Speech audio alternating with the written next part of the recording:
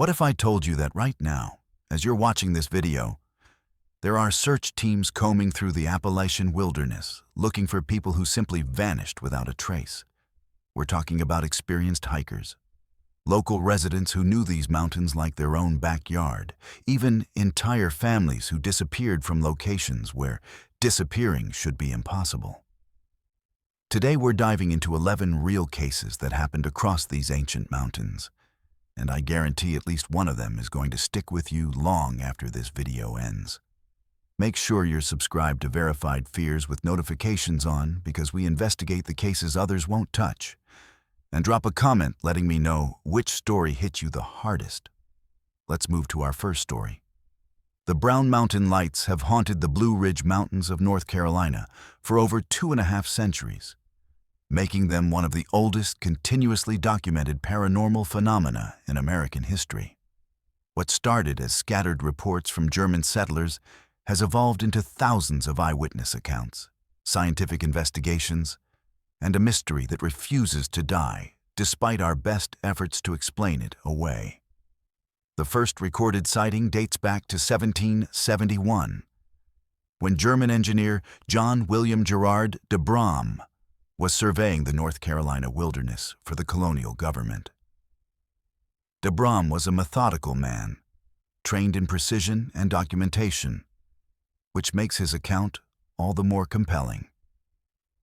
In his surveying notes, he described bright, luminous objects rising from the valleys around Brown Mountain, objects that moved with purpose and intelligence, defying every natural explanation he could conceive. De Brom was no superstitious frontiersman. He was educated, rational, and had spent years mapping the treacherous Appalachian terrain. Yet here he was, documenting lights that seemed to dance through the mountain air with a life of their own. The Cherokee people had their own explanation for these mysterious illuminations, one that predates de Brom's encounter by generations. According to tribal oral tradition, the lights are the spirits of Cherokee and Catawba women, eternally searching the mountainsides for their husbands and sons who died in a great battle on Brown Mountain. The warriors had gone to settle a territorial dispute, but when they failed to return, their women took torches and combed the ridges and valleys, calling out into the darkness. The Cherokee elders say these women never stopped searching, and their torch lights can still be seen on clear nights, moving through the forests where their loved ones fell. It's a beautiful and tragic explanation, one that speaks to the deep spiritual connection between the Cherokee people and the Appalachian landscape they called home for thousands of years. But the Cherokee legend, while poetic, doesn't account for the sheer consistency of modern sightings. Throughout the 1800s, settlers and travelers continued to report the same phenomenon. Glowing orbs that appeared to rise from the valleys, hover at treetop level, and move in patterns that suggested intelligence rather than random natural occurrence. These weren't fleeting glimpses or easily dismissed hallucinations. Witnesses described lights that would appear for minutes at a time, sometimes in groups, sometimes alone, always maintaining the same general characteristics.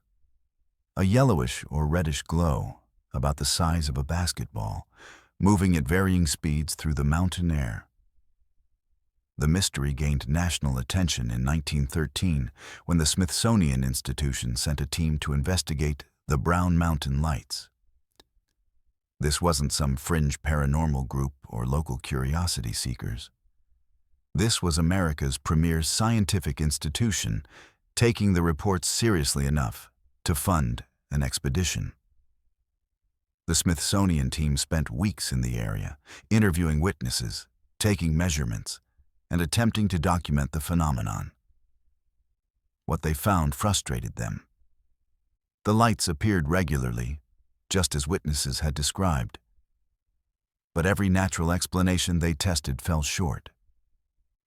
They ruled out car headlights, train lights, and reflections from distant towns. The lights appeared in locations where no artificial illumination could possibly originate, and they moved in ways that defied conventional physics. During World War I, something extraordinary happened that should have put the mystery to rest once and for all. A massive flood in 1916 knocked out all electrical power in the region for weeks. Every light bulb, every street lamp, every form of artificial illumination was extinguished. If the brown mountain lights were somehow reflections or refractions of human-made light sources, they should have disappeared completely during this blackout period. Instead, witnesses reported that the lights continued to appear with the same frequency and intensity as before. The lights were not dependent on human technology. They were something else entirely. The United States Geological Survey got involved in 1922, sending geologist George Rogers Mansfield to conduct a thorough investigation. Mansfield approached the mystery with scientific rigor, spending months in the area and interviewing dozens of witnesses. His preliminary findings seemed to offer a rational explanation. He theorized that the lights were the result of automobile headlights and locomotive headlights being refracted through atmospheric conditions unique to the mountain topography. It was a plausible theory that satisfied skeptics and seemed to close the case. However, Mansfield's explanation had a fatal flaw that he himself acknowledged. Many of the most credible sightings occurred in areas where no roads or railways existed, and some of the historical accounts predated the invention of both automobiles and electric locomotives in the region. The phenomenon continued unabated through the Great Depression and World War II. Local residents, park rangers, and visitors to the newly established Blue Ridge Parkway continued to report the same mysterious lights. In 1962, the United States Forest Service decided to tackle the mystery once more, using more advanced equipment and methodologies than previous investigations. They set up observation stations equipped with telescopes, cameras, and atmospheric monitoring equipment. Over the course of several months, Forest Service researchers documented numerous light phenomena that matched witness descriptions. However, their sophisticated equipment revealed something disturbing. The lights appeared to emit no heat signature and registered no electromagnetic activity. Whatever was creating these illuminations was not behaving according to the known laws of physics. Oak Ridge National Laboratory became interested in the brown mountain lights in the 1970s, drawn by reports of their unusual properties. Using specialized detection equipment originally developed for nuclear research, Oak Ridge scientists attempted to analyze the light's composition and energy source. Their findings were inconclusive, but deeply unsettling. The lights appeared to exist in a state that didn't conform to conventional understanding of matter and energy. They exhibited properties of both particles and waves, similar to quantum phenomena observed in laboratory conditions, but on a macro scale that shouldn't be possible in natural environments. Modern investigations have only deepened the mystery. In the 1990s, Appalachian State University launched a comprehensive study using night vision equipment, infrared cameras, and computer analysis. Over 3 years, they documented over 200 separate light events, categorizing them by color, duration, movement patterns, and atmospheric conditions. What emerged was a disturbing pattern. The lights appeared to respond to human presence.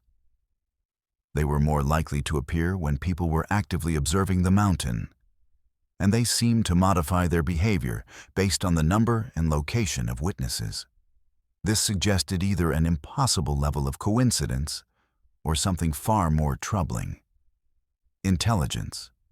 The most recent scientific investigation occurred in 2016, when a team from the University of North Carolina used drone technology to get closer to the lights than any previous researchers. The drones were equipped with multiple cameras, electromagnetic sensors, and air quality monitors. During one particularly active night, A drone managed to approach within 50 feet of a glowing orb before its electronics mysteriously failed. The footage recovered from the drone's memory card showed the light exhibiting impossible behavior. It appeared to pulse in rhythm with the drone's approach, almost as if it were aware of being observed and studied. Local residents who have lived in the Brown Mountain area for generations have their own theories about the lights, theories that science hasn't been able to address. They speak of patterns in the appearances, certain times of year when the lights are more active, certain weather conditions that seem to encourage their manifestation, and most disturbing of all, certain families who seem to attract the phenomenon. There are bloodlines in the region whose members report seeing the lights far more frequently than statistical probability would suggest, as if the lights are somehow connected to specific genetic or familial traits. What makes the Brown Mountain lights particularly unsettling is not just their unexplained nature, but their persistence. This isn't a phenomenon that has faded with time or been explained away by advancing technology. If anything, modern investigation techniques have made the mystery deeper and more troubling. We now have better equipment, more sophisticated understanding of atmospheric physics, and detailed documentation spanning centuries. Yet the lights continue to appear, continue to defy explanation, and continue to suggest that there are aspects of our world that science has yet to comprehend. The Brown Mountain lights represent something profoundly disturbing about the Appalachian Mountains. They are a place where the normal rules don't always apply, where phenomena can persist for centuries without yielding their secrets to human investigation. As we delve deeper into these mountains and the mysteries they hold, we'll discover that the lights of Brown Mountain are just the beginning of a pattern of inexplicable events that have been haunting these ancient peaks for far longer than recorded history can account for. Let's move to our second story. On June 14th, 1969, 6-year-old Dennis Lloyd Martin vanished into the Great Smoky Mountains National Park during what should have been a simple family camping trip, triggering the largest search and rescue operation in the park's history, and leaving behind one of the most disturbing unsolved disappearances in Appalachian mountain lore. What happened to Dennis Martin in those Tennessee mountains remains a mystery that has haunted investigators, park officials, and his family for over 5 decades. But the strange circumstances surrounding his disappearance suggest something far more sinister than a simple case of a lost child. The Martin family had arrived at Spence Field, a popular camping area in the Great Smoky Mountains, on June 13th for what was meant to be a relaxing weekend in nature. Dennis was traveling with his father, William Martin, his grandfather, Clyde Martin, and his younger brother, Douglas. They were experienced campers familiar with the outdoors, and the Spence Field area was considered relatively safe. A large open meadow surrounded by well-marked trails with good visibility. The family had camped there before without incident, making the events that followed all the more inexplicable and terrifying. On the afternoon of June 14th, the weather was perfect for hiking. Clear skies, mild temperatures, and excellent visibility. Dennis was playing with several other children from nearby campsites, including the children of another family, the Keys, who had befriended the Martins. The adults were relaxed, confident in the safety of the area and the fact that they could easily see the children playing in the open meadow. At approximately 4:30 p.m., Dennis and 3 other boys decided to play a harmless prank on their families. Their plan was simple. They would split into 2 groups, circle around through the nearby woods, and jump out to surprise the adults when they reconvened. Dennis paired up with the Keys' oldest son, while the 2 younger boys formed the second group.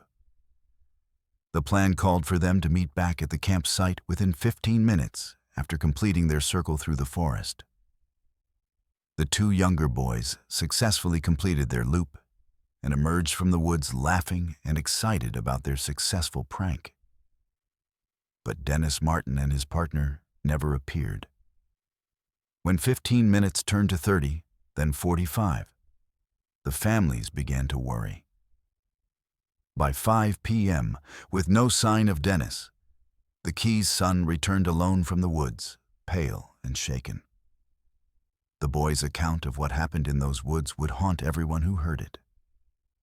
He explained that he and Dennis had successfully made their way around the planned route and were heading back toward the campsite when they heard something moving through the trees behind them. At first, they assumed it was the other boys, or perhaps some of the adults, coming to look for them. But as the sound grew closer, the boy realized that whatever was approaching was moving in a way that didn't sound human. The footsteps were too heavy, too irregular, and there was something about the rhythm that made his skin crawl. Both boys had stopped and turned to look back into the forest. And that's when the Keys' son saw something that would change his life forever. Moving through the trees approximately 50 yards behind them was what he could only describe as a figure. Tall, covered in dark hair or fur, walking upright like a man, but with a gait that was wrong, too fluid and too powerful for a human being. The creature appeared to be following their trail deliberately, and when it noticed the boys watching, it stopped and stared directly at them, with what the boy described as intelligent eyes that weren't animal eyes. Terrified, both boys had started running toward the campsite. But somewhere in their panicked flight through the forest, they became separated. The Keys' son emerged from the woods alone, expecting to find Dennis either already at the campsite or arriving shortly behind him. When Dennis failed to appear, the boy reluctantly shared his terrifying encounter with the adults, though he was clearly traumatized and struggled to make them understand the urgency of what he had witnessed. William Martin immediately organized an initial search party from the other campers in the area. They spent the remaining daylight hours calling Dennis's name and combing the nearby forest, but found no trace of the boy. No footprints, no torn clothing, no indication of which direction he might have gone. As darkness fell, the search was temporarily suspended, and park rangers were contacted. What followed was a massive mobilization that would eventually involve over 1,400 searchers, including park rangers, local volunteers, FBI agents, and military personnel. The official search operation began at dawn on June 15th and quickly grew into something unprecedented in the history of the National Park Service. Helicopters equipped with thermal imaging swept the mountainous terrain, while ground teams with bloodhounds attempted to pick up Dennis's scent trail. The search dogs presented the first major anomaly in the case. Despite having Dennis's clothing to establish his scent, the dogs seemed confused and agitated in the area where he had disappeared. They would pick up a trail, follow it for a short distance, then stop and whine, refusing to continue. Several experienced handlers noted that the dogs were exhibiting behavior they had never seen before, as if they were encountering something that fundamentally disturbed them. 3 days into the search, on June 17th, a witness came forward with information that would add a deeply disturbing dimension to the case. Harold Key, the father of the boy who had been with Dennis when he disappeared, reported that shortly after the boys had run into the woods, he had seen something that he initially dismissed as unimportant. Key stated that he had observed a rough-looking man, covered in hair or wearing some kind of primitive clothing, moving through the forest in the same general area where the boys had been playing. Key described the figure as moving in a crouched position, as if trying to avoid detection, and noted that it seemed to be carrying something over its shoulder. Key's sighting became even more significant when he revealed that he had seen this figure approximately 30 minutes after Dennis had disappeared, moving in a direction that led deeper into the wilderness and away from all established trails. The timing and location of Key's observation aligned perfectly with the theory that Dennis had been taken by someone or something that had been watching the campsite and waiting for an opportunity. The description of the figure matched what his son had reported seeing in the woods, lending credibility to both accounts and suggesting that Dennis's disappearance was not accidental. As the search operation expanded, other disturbing details began to emerge. Several seasoned park rangers reported finding unusual footprints in the soft soil near the search area. Prints that were larger than any known human foot and showed an unusual gait pattern. These prints appeared to lead from the area where Dennis disappeared deeper into the most remote sections of the park. But the trail became impossible to follow, as it led into rocky terrain where tracking was impossible. The rangers photographed the prints, but the images were later classified and removed from the official case file for reasons that were never publicly explained. Local residents with generational knowledge of the Great Smoky Mountains began sharing stories that park officials preferred to ignore. These mountain families spoke of a long history of unexplained disappearances in the region, particularly involving children, and warned that there were things living in the deepest parts of the mountains that most people preferred not to acknowledge. They described encounters with large, hair-covered creatures that moved through the forest with intelligence and purpose. Creatures that the Cherokee people had known about for centuries and had learned to avoid through careful adherence to traditional protocols that most modern visitors ignored. The search for Dennis Martin continued for 16 days, making it the longest and most extensive search operation in Great Smoky Mountains National Park history.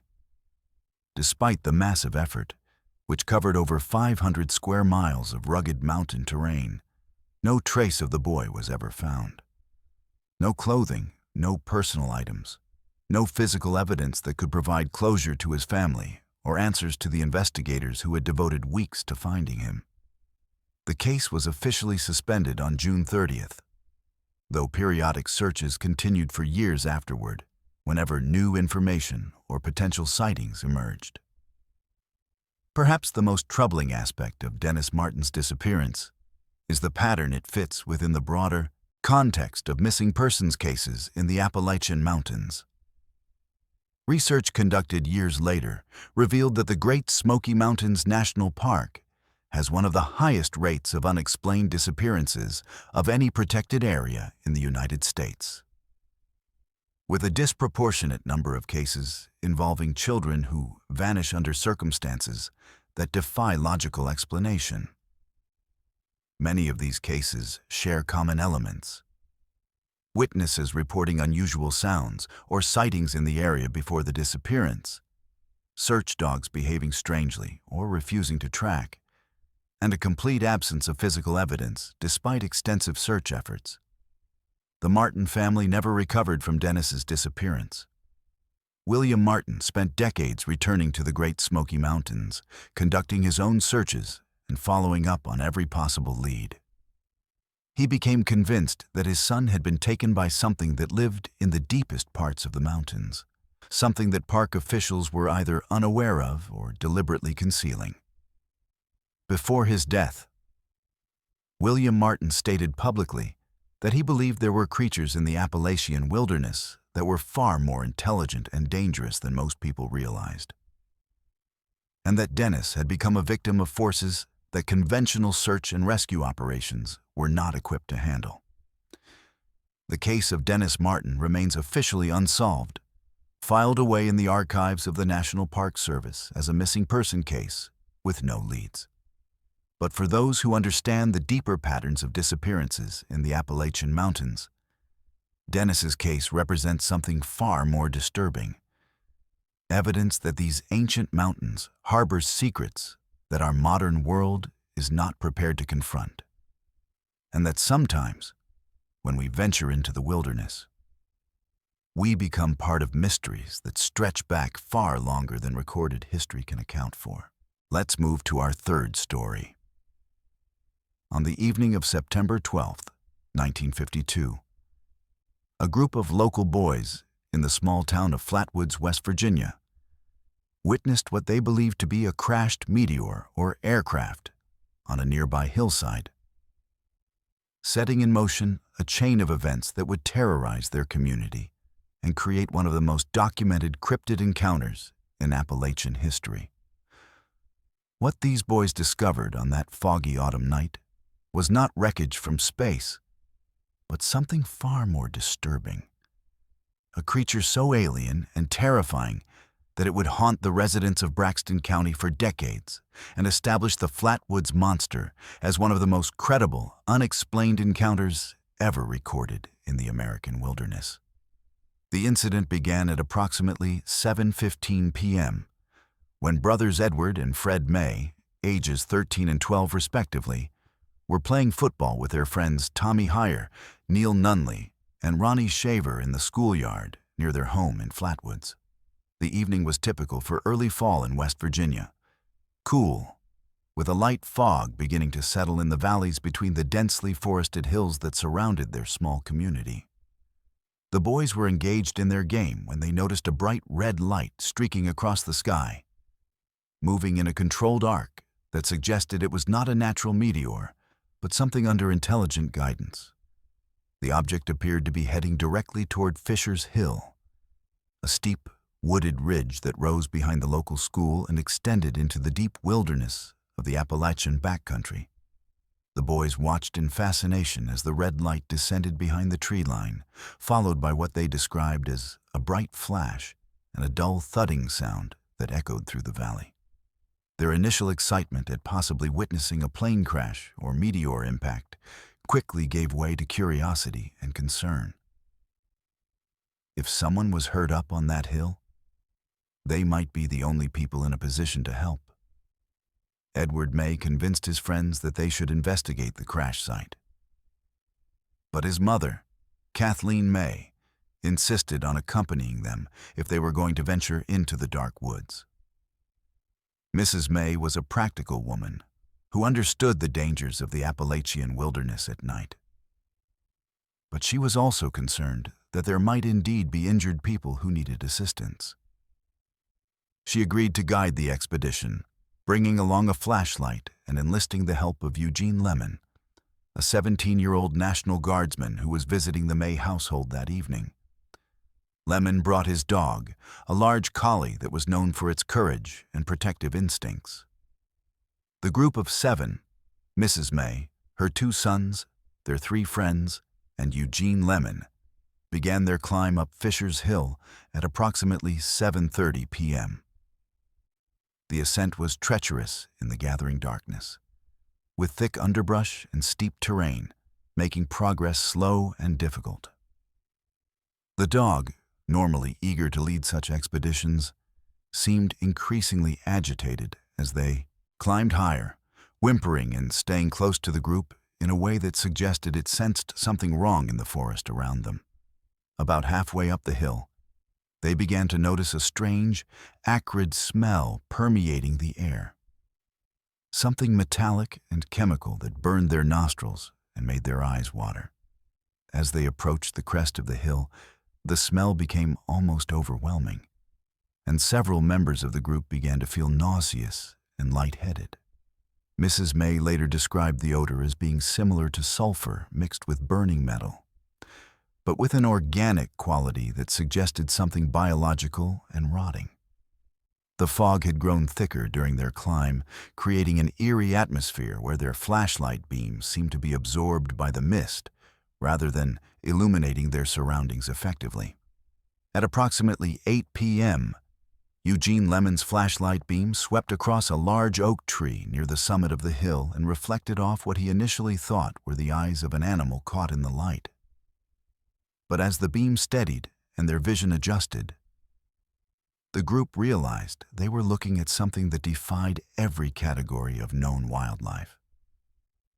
Perched in the lower branches of the oak tree was a creature that stood between 10 and 12 feet tall, with a dark, roughly humanoid shape that seemed to blend with the shadows around it.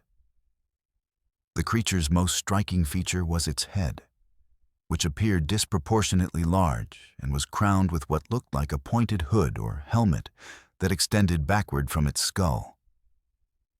Where a face should have been, there were two large, glowing red eyes that reflected their flashlight beam with an intensity that seemed almost like internal illumination. The eyes were not the simple reflection of animal eyes caught in light. They pulsed and flickered with an intelligence that was unmistakably aware of the human observers below. The creature's body was shrouded in what appeared to be a dark, flowing garment that hung from its shoulders like a cloak or robe. But the material seemed to move independently of any wind, rippling and shifting as if it were alive. Its arms were long and thin, extending well beyond what would be proportional for a human frame, and ended in what looked like clawed hands that gripped the tree branches with obvious strength. Most disturbing of all, the creature appeared to be floating rather than perched. It maintained its position in the tree without any visible means of support, hovering several feet above the strongest branches. As the group stood frozen in terror, staring up at this impossible sight, the creature began to emit a sound that would haunt their memories for the rest of their lives. It was not quite a hiss and not quite a scream, but something between the two. A high-pitched, mechanical sound that seemed to come from multiple sources at once, as if the creature's voice were being electronically amplified or distorted. The sound was accompanied by a low, throbbing hum that they could feel in their chests as much as hear with their ears. The dog was the first to break from the paralysis that had gripped the group. With a yelp of pure terror, it turned and fled down the hillside, crashing through the underbrush in its desperate flight from whatever it had sensed or seen. The animal's panic broke the spell that had held the humans motionless, and Mrs. May began backing away from the tree, pulling her sons with her while keeping the flashlight trained on the creature above them. As they began their retreat, the creature moved for the first time, gliding rather than walking toward the edge of the tree's canopy. It seemed to be following their movement, tracking them with those terrible red eyes while maintaining its impossible hovering motion. The mechanical hissing sound grew louder and more agitated, and the chemical smell became so intense that several members of the group began to gag and struggle to breathe normally. Eugene Lemon later reported that, as they fled down the hillside, he looked back over his shoulder and saw the creature leave the tree entirely, floating through the air in pursuit of their group. He described it as moving like a giant bird or bat, but without any visible wings, simply gliding through the fog-shrouded forest with a fluid motion that defied gravity. The sight was so terrifying and impossible that Lemon questioned his own sanity even as he ran, wondering if the strange chemical smell had somehow affected his perception of reality. The group made it back to the May house in record time, bursting through the front door in a state of panic and terror that was immediately apparent to anyone who saw them. All 7 witnesses were pale, shaking, and struggling to breathe normally. Several of them began vomiting shortly after their return, and their symptoms persisted for hours afterward. Mrs. May called the local sheriff, Robert Carr, and within an hour, a small group of armed men had assembled to return to Fisher's Hill and investigate the group's claims. Sheriff Carr and his deputies, accompanied by several local residents, made the climb to the crash site that same night. They found no trace of the creature the group had described, but they did discover several disturbing pieces of evidence that supported parts of the witness's account. The area around the large oak tree showed signs of something heavy having been present. Broken branches, compressed undergrowth, and strange markings in the soil that didn't match any known animal tracks. Most significantly, the searchers confirmed the presence of the strange chemical odor that had affected the original group, though it was much fainter by the time they arrived. In the days following the encounter, investigators from various agencies descended on Flatwoods, including reporters, Air Force personnel, and civilian researchers interested in unexplained phenomena. The Air Force's official investigation concluded that the witnesses had likely seen a meteor combined with an owl perched in a tree, with panic and poor lighting conditions creating the illusion of something more exotic. However, this explanation failed to account for several key aspects of the encounter, including the chemical odor, the physical symptoms experienced by the witnesses, and the creature's apparent ability to move through the air without visible means of propulsion. Local residents were not satisfied with the official explanation, particularly because the Flatwoods encounter was not an isolated incident in the region. Throughout the 1950s, there had been numerous reports of similar creatures spotted in the forests and mountains of central West Virginia. Witnesses described encounters with tall, dark figures that seemed to glide rather than walk, often accompanied by the same chemical smell and similar physical symptoms in those who got too close. These reports came from credible sources: farmers, hunters, and outdoorsmen who had spent their entire lives in the Appalachian wilderness and knew the difference between normal wildlife and something genuinely anomalous. The physical symptoms experienced by the witnesses proved to be one of the most compelling aspects of the case. In the days following their encounter, all 7 members of the group continued to suffer from nausea, difficulty breathing, and irritation of their eyes and throats. When military doctors examined them, they found symptoms consistent with exposure to mustard gas or similar chemical agents. This finding was particularly disturbing because it suggested that whatever they had encountered was not simply a misidentified animal or atmospheric phenomenon, but something that had actually affected their physical health through exposure to unknown chemical compounds. Modern analysis of the Flatwoods monster encounter has only deepened the mystery rather than providing rational explanations. The consistency of the witnesses' accounts, the physical evidence found at the scene, and the documented health effects experienced by the group all point to an encounter with something genuinely unknown and potentially dangerous. The fact that similar sightings continued to occur in the region for years afterward suggests that the Flatwoods incident was not an isolated event, but part of a pattern of encounters with entities that remain beyond our current understanding of the natural world. The Flatwoods monster case represents one of the most thoroughly documented cryptid encounters in Appalachian history, with multiple credible witnesses, physical evidence, and lasting effects that extended far beyond the initial sighting. For the residents of Braxton County, the encounters served as a stark reminder that the ancient mountains and forests of West Virginia might harbor secrets that our modern world is not prepared to comprehend, and that sometimes, when we venture into the wilderness in search of answers, we discover questions that challenge everything we thought we knew about the nature of reality itself. Let's move to our 4th story. Geraldine Largay, known on the Appalachian Trail by her trail name Inchworm, was an experienced hiker with decades of outdoor experience when she set out from Harper's Ferry, West Virginia, in July 2013 to complete a section hike of the Appalachian Trail through Maine. What began as a carefully planned adventure through some of the most beautiful wilderness in the eastern United States would end in one of the most heartbreaking and disturbing cases of survival and death ever documented in the Appalachian Mountains, revealing the terrifying reality of how quickly the ancient wilderness can swallow even the most prepared hikers without a trace. Geraldine was 66 years old when she began her Maine section hike, but age had not diminished her passion for the outdoors or her confidence in her abilities as a backpacker. She had been hiking seriously for over 30 years, completing numerous long-distance trails and multi-day wilderness expeditions with her husband George. The couple had already hiked significant portions of the Appalachian Trail together, and Geraldine's decision to tackle the Maine section solo was seen by friends and family as a natural progression of her hiking career rather than a risky endeavor.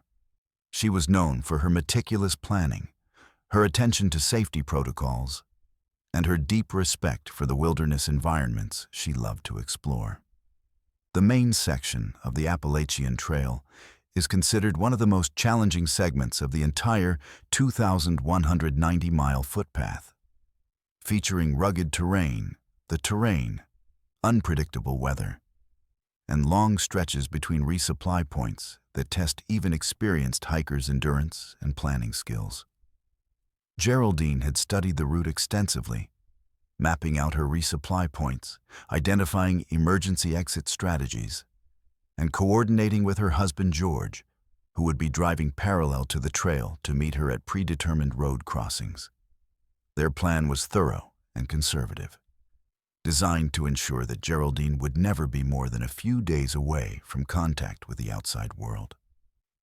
On July 21st, 2013, Geraldine successfully reached the Poplar Ridge lean-to, where she spent the night according to her planned itinerary. She was making good time and feeling strong, documenting her progress in the detailed journal she kept throughout her hike. Her entries from this period reflect a hiker who was enjoying the challenge and beauty of the Maine wilderness, noting the abundant wildlife, the spectacular views from the ridgelines, and her satisfaction with her physical conditioning and gear choices. There was no indication in her writing that she was experiencing any difficulties or concerns about the trail ahead. The next morning, July 22nd, Geraldine left the Poplar Ridge lean-to, intending to hike approximately 8 miles to her next planned stop. The weather was clear and pleasant, with good visibility and comfortable temperatures that made for ideal hiking conditions. Her route would take her through a mix of forested valleys and ridgeline walking, terrain that she had successfully navigated many times before on previous hiking trips. According to her plan, she should have reached her next checkpoint by mid-afternoon, where George would be waiting to resupply her and check on her progress. Approximately 2 miles into her hike that morning, at a location that investigators would later identify as being just off the official Appalachian Trail corridor, Geraldine made a decision that would prove fatal. For reasons that remain unclear, she stepped off the marked trail, possibly to answer nature's call or perhaps because she thought she was following a legitimate trail junction. The area where she left the main trail was later described by search and rescue teams as particularly confusing, with several unofficial paths and game trails that could easily be mistaken for the official route, especially by a hiker who was focused on the terrain ahead rather than carefully monitoring trail blazes. What happened next demonstrates how quickly an experienced hiker can become completely disoriented in the Appalachian wilderness. Instead of immediately recognizing her mistake and backtracking to the main trail, Geraldine appears to have continued walking, possibly believing that she was still on the correct route, or that she would soon intersect with the trail again. The dense forest canopy in this area made it difficult to use the sun for navigation, and the rolling terrain created a landscape where every direction looked similar, with no distinctive landmarks to provide reference points for reorientation. By the time Geraldine realized she was truly lost, she had wandered several miles from the Appalachian Trail into some of the most remote wilderness in Maine. She was now in an area with no marked trails, no established camping sites, and no regular human traffic that might provide opportunities for rescue. The terrain was challenging even for someone following established paths. Thick underbrush, steep ravines, and dense stands of conifers that limited visibility to just a few yards in any direction. When Geraldine failed to appear at her planned meeting point with George on July 22nd, he immediately contacted local authorities and initiated search protocols. George knew his wife's hiking habits intimately and understood that she would never deviate from their agreed-upon schedule without good reason. His prompt action in reporting her overdue probably gave Geraldine the best possible chance for rescue, as it meant that search teams were mobilized while she was still relatively close to her last known position and before weather conditions could deteriorate. The search operation that followed was massive and sophisticated, involving multiple agencies, specialized search and rescue teams, helicopters equipped with thermal imaging, and ground teams with trained search dogs. The searchers covered hundreds of square miles of rugged Maine wilderness, following every possible route that Geraldine might have taken and checking every shelter, trail junction, and water source in the region. The search continued for weeks, with volunteers and professional rescue personnel combing through some of the most inaccessible terrain in the state. What the searchers didn't know was that Geraldine was still alive during much of their search effort, but trapped in an area so remote and thickly forested that she could not hear their helicopters or see their searchlights, and they could not detect any sign of her presence. She had managed to find a small clearing near a seasonal water source, where she established a makeshift camp and began what would become a 26-day struggle for survival in the Maine wilderness. During her ordeal, Geraldine maintained the detailed journal that would later provide investigators with a heartbreaking day-by-day account of her survival efforts and her gradual decline. Her early entries reveal a hiker who was still optimistic about her chances for rescue, rationing her limited food supplies and constructing shelter while expecting that search teams would locate her within a few days. She documented her attempts to signal for help, including using her whistle, creating visible markers in clearings, and trying to reach higher ground where she might have better cell phone reception. As days turned into weeks, Geraldine's journal entries began to reflect the harsh reality of her situation. Her food ran out after just a few days, forcing her to forage for berries and attempt to catch small fish from the stream near her camp. The Maine wilderness in summer provided some edible plants, but not nearly enough calories to sustain an adult human for an extended period. Her physical condition began to deteriorate rapidly as she burned through her body's fat and muscle reserves while struggling to maintain her core temperature during cold mountain nights. Geraldine's journal reveals that she never gave up hope for rescue, continuing to write detailed entries that expressed her love for her family and her determination to survive until help arrived. She documented her daily routine of searching for food, maintaining her shelter, and attempting to signal for help. Her entries also reveal a deep spiritual faith that sustained her through the most difficult periods of her ordeal. As she found comfort in prayer and meditation, even as her physical situation became increasingly desperate. On August 18th, 27 days after she had become lost, Geraldine wrote her final journal entry. By this point, she was severely weakened by starvation and exposure. But her writing remained coherent and reflected her continued love for her family and her acceptance of her situation. She expressed no anger or bitterness about her circumstances, instead focusing on gratitude for the life she had lived and the experiences she had enjoyed. Her final words were a message of love to her husband and daughter, asking them not to blame themselves for her death and to remember the joy she had found in exploring the wilderness. The massive search operation was officially suspended in late August 2013, after covering over 1,000 square miles of Maine wilderness without finding any trace of Geraldine or her equipment. The case was reclassified as a missing person investigation, and periodic searches continued whenever new information or potential sightings were reported. For 2 years, the mystery of what had happened to Inchworm remained unsolved, leaving her family without closure and the hiking community to speculate about how an experienced backpacker could simply vanish in terrain that had been thoroughly searched by professional rescue teams. The answer came in October 2015, when a surveyor working in a remote section of forest approximately 2 miles from the Appalachian Trail discovered the remains of Geraldine's campsite and her body. The location was so isolated and thickly forested that it had been missed during the intensive search efforts, despite multiple teams passing within a few hundred yards of her position. The discovery site revealed the full extent of Geraldine's survival efforts. She had constructed an effective shelter, organized her remaining gear efficiently, and maintained her campsite for the entire duration of her ordeal. Most significantly, investigators recovered Geraldine's journal, which provided a complete record of her 26 days in the wilderness and revealed the heartbreaking reality of her slow death from starvation and exposure. The journal entries showed that she had survived far longer than most people could have managed in similar circumstances, demonstrating remarkable resilience and wilderness skills even as her situation became hopeless.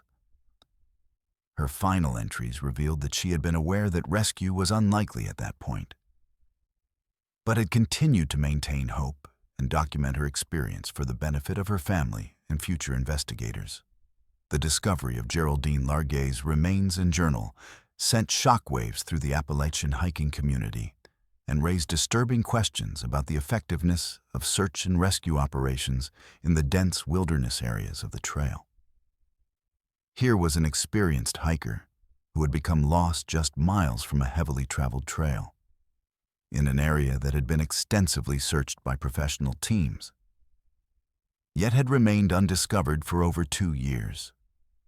Her case highlighted the terrifying reality that even the most prepared and experienced hikers can disappear completely in the Appalachian wilderness, and that survival skills and determination are sometimes not enough to overcome the harsh indifference of the ancient mountains. The tragedy of Geraldine Larguet serves as a sobering reminder that the Appalachian Mountains, for all their beauty and recreational opportunities, remain genuinely wild places where human life can be extinguished with terrifying efficiency. Her story demonstrates that experience, preparation, and caution are not always sufficient protection against the fundamental dangers of wilderness travel, and that the same forests that provide spiritual renewal and physical challenge can also serve as unmarked graves for those who make even small mistakes in navigation or judgment. Let's move to our 5th story. In the early morning hours of August 28, 1826, the White Mountains of New Hampshire were battered by one of the most violent storms in the region's recorded history, with torrential rains and hurricane-force winds that transformed peaceful mountain streams into raging torrents capable of moving boulders and uprooting centuries-old trees. When the storm finally passed, and rescuers made their way up the treacherous mountain roads to check on isolated families, they discovered one of the most perplexing and disturbing mysteries in Appalachian history: the complete disappearance of the Willey family from their home in Crawford Notch, despite the fact that their house remained virtually untouched by the devastating forces that had reshaped the landscape around it. The Willey family had been living in Crawford Notch for several years, operating a small inn and way station for travelers crossing through the White Mountains between New Hampshire and Maine. Samuel Willey, the family patriarch, had moved his wife Polly and their 5 children, Elva, Jeremiah, Martha, Elbridge, and Sally, to this remote location because he saw an opportunity to provide services to the increasing number of settlers, merchants, and adventurers who were beginning to traverse the mountain passes as New England expanded westward. The location was both strategic and dangerous, situated directly in the path of avalanches and rock slides that regularly swept down from the steep mountainsides. But Samuel believed that the economic opportunities outweighed the risks. The Willey house was built in a small clearing at the base of Mount Willey, positioned to take advantage of the natural route through Crawford Notch while providing some protection from the worst weather that regularly swept through the mountain passes. Samuel had constructed his home and outbuildings with an understanding of the mountain environment, using heavy timber construction and positioning the structures to deflect prevailing winds and channel water away from the foundation during the spring melts and summer storms that were common in the region. Living with the Willey family were 2 hired men who helped with the inn operations and the physical labor required to maintain buildings and clear roadways in the challenging mountain environment. David Nickerson and David Allen were experienced woodsmen who had worked for Samuel for over a year and were familiar with both the daily routines of the household and the particular dangers posed by the mountain location. Also present in the house that night were two guests who had been traveling through the Notch and had taken shelter at the Willie Inn to wait out the storm. Circumstances that would make their disappearance even more inexplicable. The storm that struck the White Mountains on the night of August 28th was unprecedented in its violence and duration. Witnesses from nearby settlements described winds that sounded like freight, trains roaring through the mountain passes, accompanied by rainfall so heavy that it was impossible to see more than a few feet in any direction. The combination of wind and water transformed the normally manageable mountain streams into torrents that carved new channels through the landscape, while landslides and rockfalls blocked established roads and trails throughout the region. Local residents who had lived in the White Mountains for decades later said that they had never experienced weather of such destructive power. The storm seemed to focus its fury on the higher elevations, where the Willie family was located, creating conditions that made travel impossible and communication with the outside world completely cut off. Trees that had stood for centuries were uprooted and hurled down mountainsides like matchsticks, while boulders the size of houses were dislodged from their ancient resting places and sent tumbling into valleys below. When the storm finally exhausted itself in the early morning hours of August 29th, rescue parties from nearby settlements began the dangerous work of checking on isolated families and clearing blocked roadways. The journey to Crawford Notch was particularly treacherous, as the storm had fundamentally altered the landscape, creating new obstacles and eliminating familiar landmarks that travelers had relied upon for navigation. It took rescue teams most of the day to reach the area where the Willie house was located, and what they found defied every expectation and logical explanation. The Willie house stood intact and apparently undamaged, with its windows unbroken, its roof secure, and its doors still properly latched. The building showed no signs of having been damaged by the storm's fury, despite clear evidence all around it that the area had been subjected to forces capable of destroying much more substantial structures. Trees had been uprooted within yards of the house, and a massive landslide had swept down the mountainside, missing the building by mere feet before continuing into the valley below. But when the rescuers entered the house, they found it completely empty. All 9 people who had been sheltering there during the storm, Samuel and Polly Willie, their 5 children, the 2 hired men, and the 2 guests, had vanished without a trace. Their personal belongings remained undisturbed, meals were still on the table as if interrupted mid-bite, and beds showed signs of having been slept in, but were now vacant. There were no signs of struggle, no evidence of forced entry, and no indication that the occupants had packed any belongings or prepared for departure. The most disturbing aspect of the discovery was the evidence that the family had been present in the house during at least part of the storm. Candles had been lit and were found burned down to stubs, suggesting that the family had been awake and active during the night. A fire had been built in the main hearth and had burned down to cold ashes, indicating that someone had been tending it hours earlier. Most significantly, there were signs that food had been prepared and partially consumed sometime during the night, as if the family had been going about their normal routines even as the storm raged outside. Search teams immediately began combing the surrounding forest and mountainsides, looking for any sign of the missing family members. They found clear evidence of the landslide that had swept past the house, creating a path of destruction that extended for miles down into the valley. The slide had been massive, moving thousands of tons of rock, soil, and vegetation with such force that it had carved a new channel through the landscape and dammed several streams, creating temporary lakes that had not existed before the storm. Within this path of destruction, searchers made a horrifying discovery that only deepened the mystery.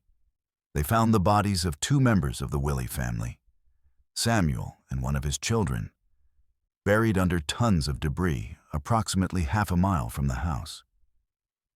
The bodies were positioned in a way that suggested they had been caught in the open when the landslide struck. But this raised the question of why they had left the safety of their intact house to venture into the deadly storm.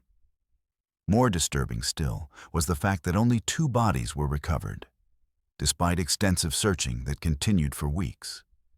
The remaining 7 people who had been in the house that night were never found, despite the fact that the landslide path had been thoroughly excavated, and every possible location where bodies might have been buried was carefully examined.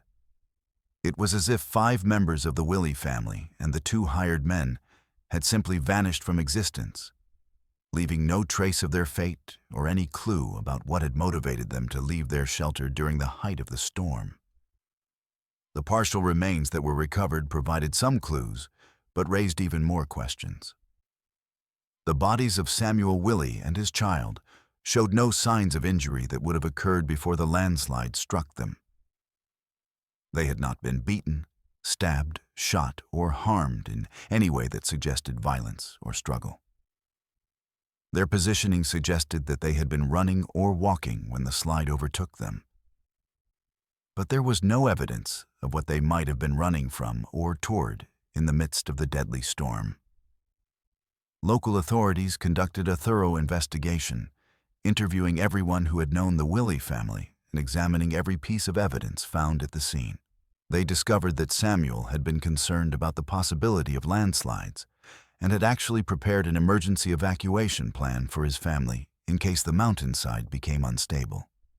According to neighbors, Samuel had identified a large boulder some distance from the house that he believed would provide shelter if they needed to flee a slide, and he had discussed this plan with his family on several occasions.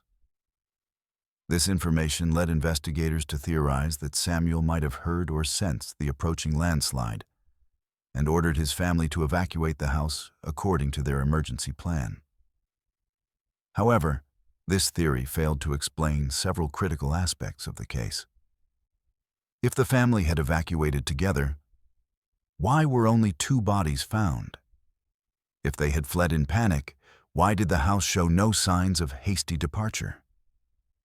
And most puzzling of all, why had they not taken any supplies, warm clothing, or other necessities that would have been essential for survival in the post-storm environment?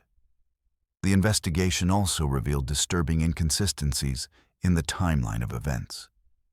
Based on the evidence found in the house, it appeared that the family had been present and active well into the night, long after the landslide had occurred. The burned-down candles, cold ashes in the fireplace, and partially consumed food all suggested that people had been living normally in the house for hours after the time when Samuel and his child had been killed in the slide. This meant that either the family had evacuated in waves over several hours, or something else entirely had happened that the physical evidence could not explain. Local Native American tribes had their own interpretation of the Willie family tragedy, one that reflected their deep understanding of the spiritual forces they believed inhabited the White Mountains.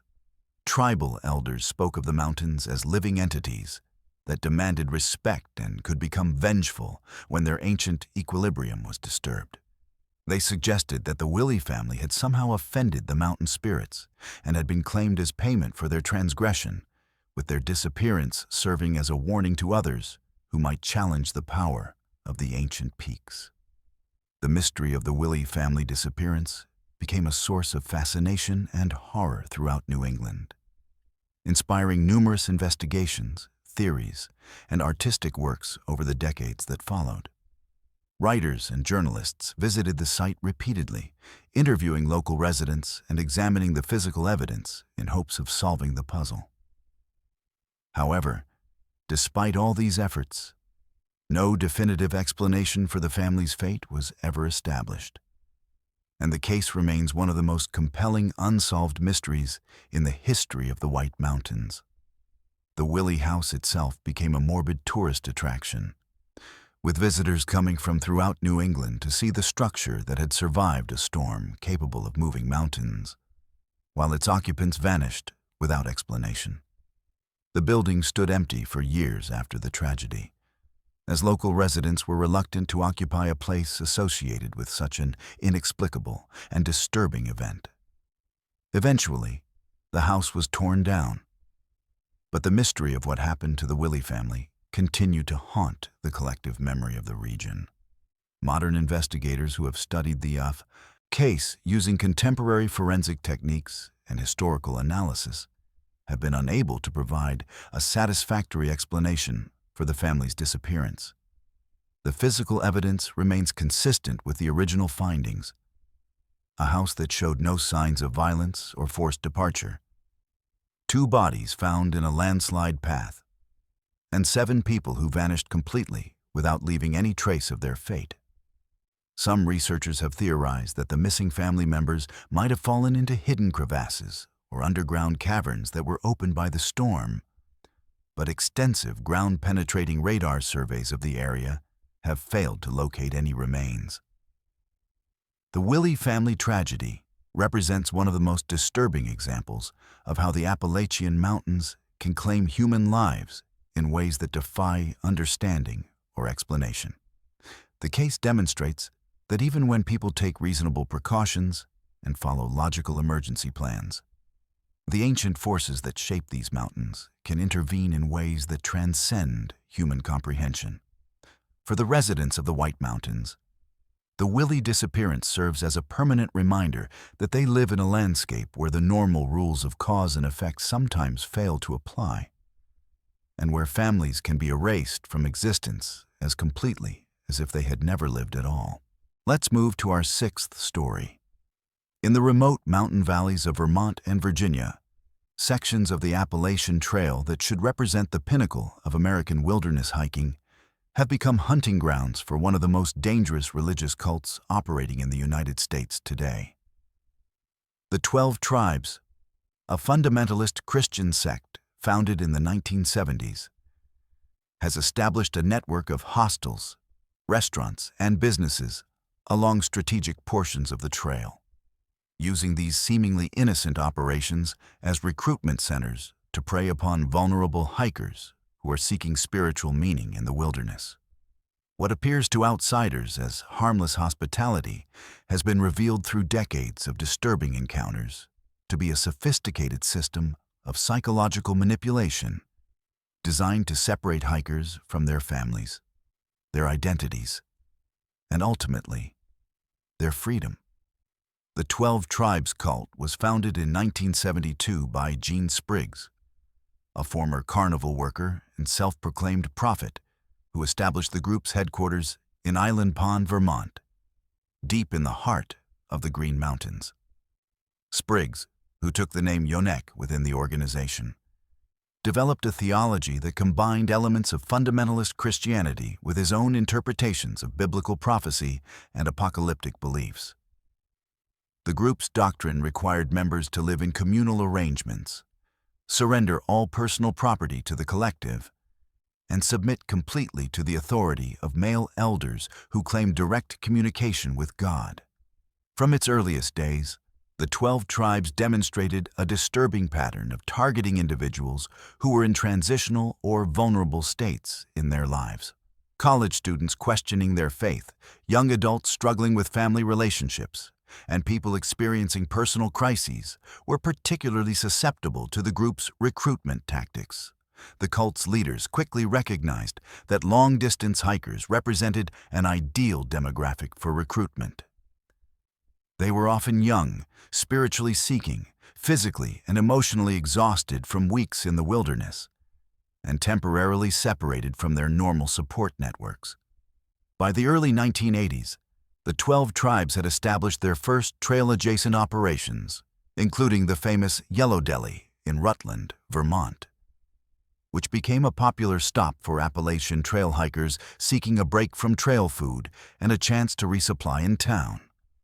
The restaurant appeared to be exactly what weary hikers needed: clean, welcoming, staffed by friendly young people who seemed genuinely interested in their trail experiences. and offering generous portions of high-quality food at reasonable prices. What hikers didn't initially realize was that every interaction was carefully orchestrated to identify potential recruits and begin the subtle process of psychological manipulation that the cult had refined over decades of operation. The Yellow Deli and similar 12 Tribes establishments along the trail employed a recruitment strategy that exploited the unique psychological state of long-distance hikers. After weeks or months in the wilderness, hikers often experienced a phenomenon known as trail euphoria, a heightened emotional state characterized by increased openness to new experiences, reduced critical thinking abilities, and a sense of spiritual seeking that made them particularly vulnerable to manipulation. The cult's recruiters were trained to recognize these signs and to present their community as the answer to whatever spiritual or emotional needs the hikers were experiencing. Former cult members who have escaped and spoken publicly about their experiences describe a recruitment process that began with seemingly innocent conversations about the hikers' trail experience, their reasons for undertaking long-distance hiking, and their spiritual beliefs.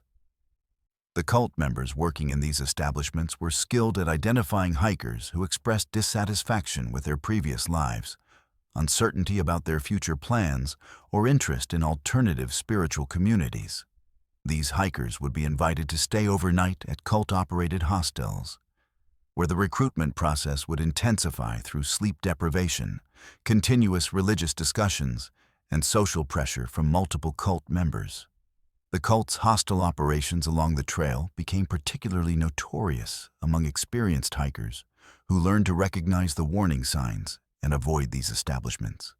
The hostels were typically located in remote areas where hikers had limited alternative accommodations, making it difficult for them to leave once they realized the true nature of their hosts. Former guests describe being subjected to hours-long religious lectures, having their personal belongings searched while they slept, and being pressured to participate in group activities that were designed to break down individual resistance and promote dependence on the group. One of the most disturbing aspects of the 12 Tribes trail operations was their systematic targeting of hikers who were hiking alone or who appeared to have limited connections to family and friends back home. Solo hikers, particularly young women, were considered prime recruitment targets because they were less likely to have immediate support networks that would notice their disappearance or intervene in the recruitment process. The cult developed detailed profiles of successful recruitment targets, focusing on individuals who had expressed alienation from their families, dissatisfaction with conventional career paths, or interest in communal living arrangements. Multiple documented cases exist of hikers who stayed at 12 Tribes hostels and were never seen again by their families or friends. In some instances, these hikers sent final messages to loved ones explaining that they had found a new spiritual community and would not be returning to their previous lives. In other cases, hikers simply vanished without any communication, leaving families to wonder whether their loved ones had been victims of accidents, violence, or voluntary recruitment into an organization they had never heard of. The cult's recruitment tactics became so notorious within the hiking community that informal warning networks developed among trail angels, hostel operators, and experienced hikers who worked to alert newcomers about the dangers posed by 12 Tribes operations. These warnings were often shared through trail registers, online hiking forums, and word-of-mouth communication among hikers. But the cult's sophisticated approach meant that many hikers were successfully recruited, despite these efforts to raise awareness. Investigation into the 12 Tribes trail operations revealed that the cult had developed detailed intelligence-gathering operations focused on the hiking community.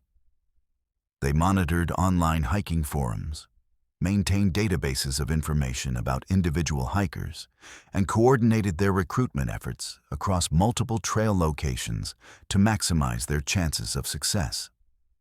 Former cult members reported that the organization maintained detailed files on potential recruits, including information about their family backgrounds, financial situations, psychological vulnerabilities, and hiking histories. The cult's approach to recruited hikers was particularly insidious because it exploited the genuine sense of community and spiritual connection that many people seek through long-distance hiking. New recruits were initially treated as honored guests and were encouraged to share their trail experiences with the group. They were provided with comfortable accommodations, abundant food, and constant attention from cult members who seemed genuinely interested in their stories and experiences. This love-bombing phase was designed to create strong emotional bonds between recruits and the group, before gradually introducing more restrictive elements of cult life. Once hikers were successfully recruited, they were typically isolated from their former lives through a process that began gradually but eventually became complete. New members were encouraged to break contact with family and friends who might question their decision to join the group. They were required to surrender all personal possessions and financial assets to the cult, leaving them financially dependent on the organization. Most disturbing of all, they were subjected to increasingly intensive indoctrination that was designed to break down their individual identities and replace them with complete loyalty to the cult's leadership. The physical locations of 12 tribes' operations along the Appalachian Trail were carefully chosen to maximize their recruitment potential, while minimizing outside scrutiny. Many of their facilities were located in remote mountain communities, where local law enforcement had limited resources and experience dealing with cult activities. The cult cultivated relationships with local officials and business owners, presenting themselves as beneficial members of the community who brought tourist dollars and helped maintain local traditions.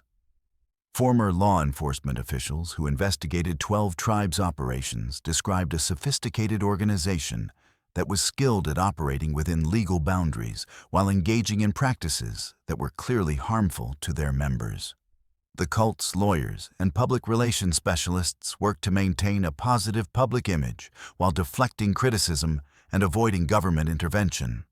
They developed extensive media strategies designed to portray critics as religious bigots and to present the cult's practices as legitimate expressions of religious freedom.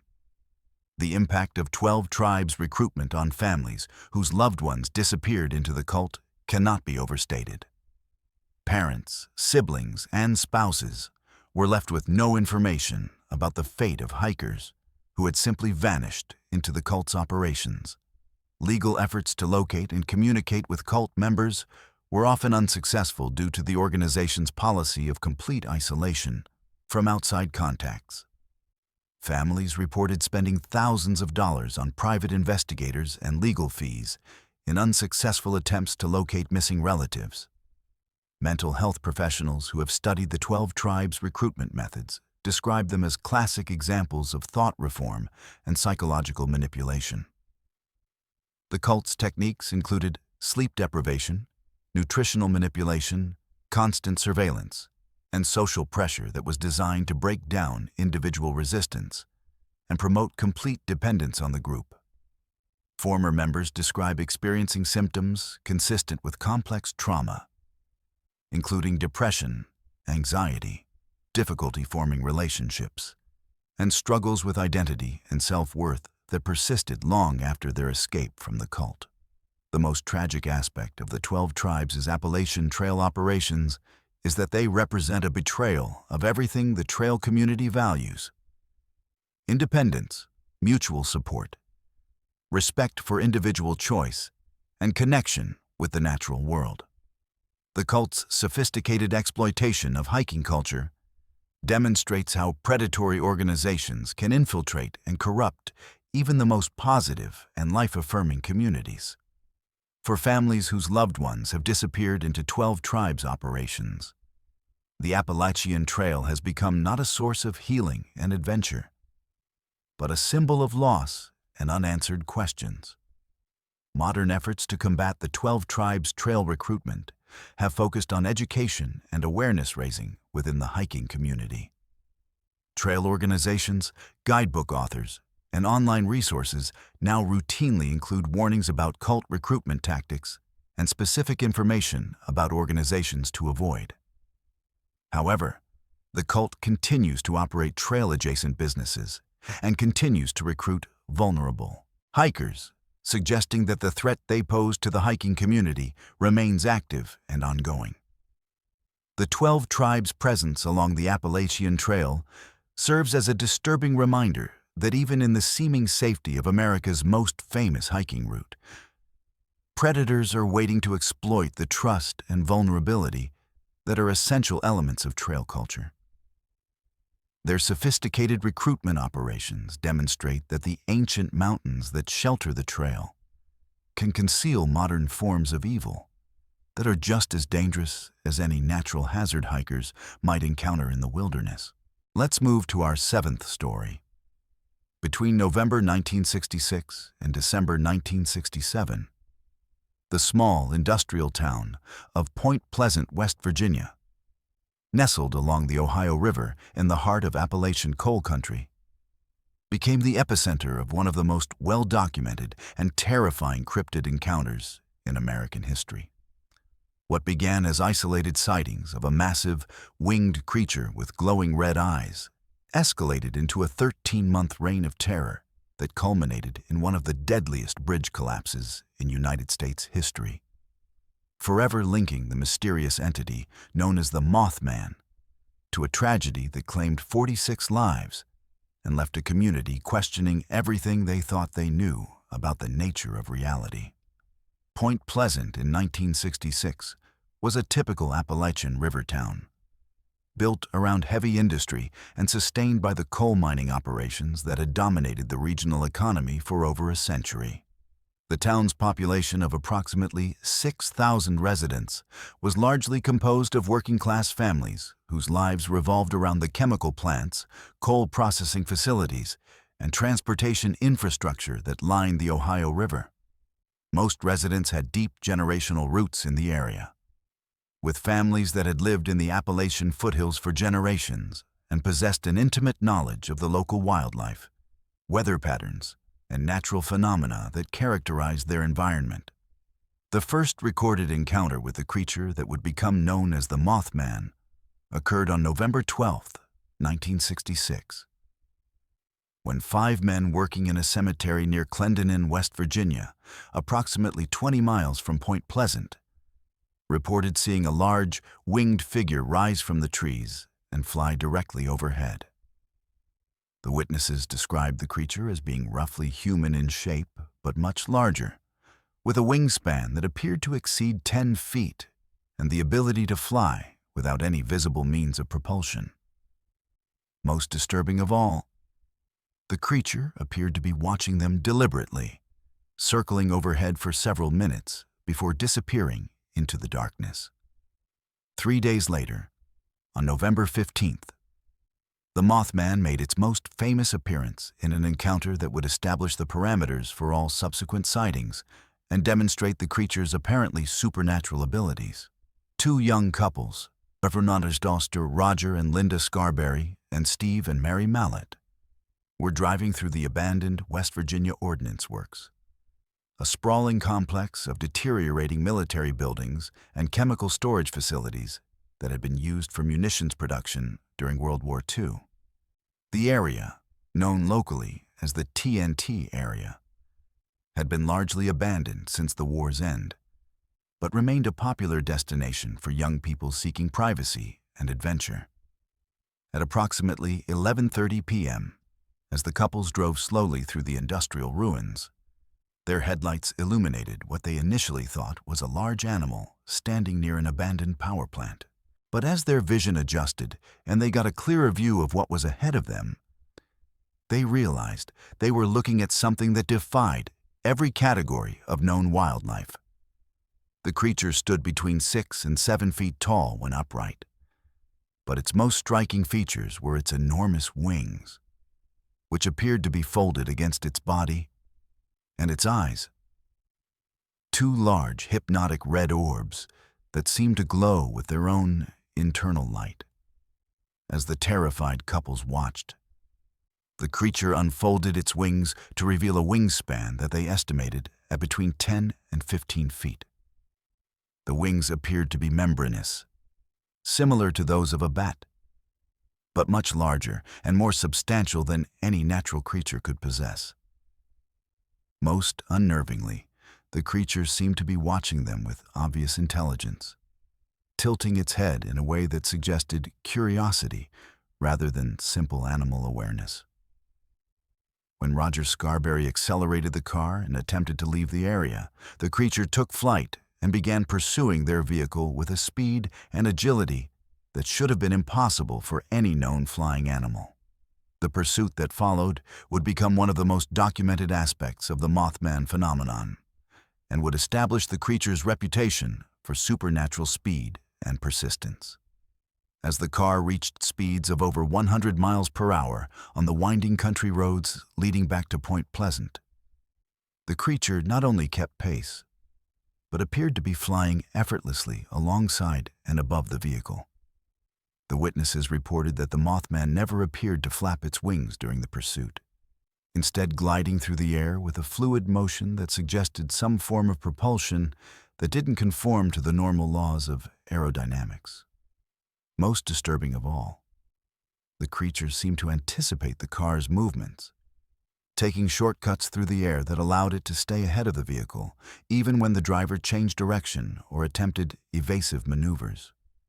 The pursuit continued for several miles, with the creature maintaining its position relative to the car regardless of speed or direction changes. The witnesses reported that the creature's red eyes remained fixed on them throughout the encounter, creating an overwhelming sense that they were being studied rather than simply chased. When the couples finally reached the town limits of Point Pleasant, the creature broke off its pursuit and disappeared into the darkness, leaving behind 4 badly shaken witnesses who struggled to make sense of what they had experienced.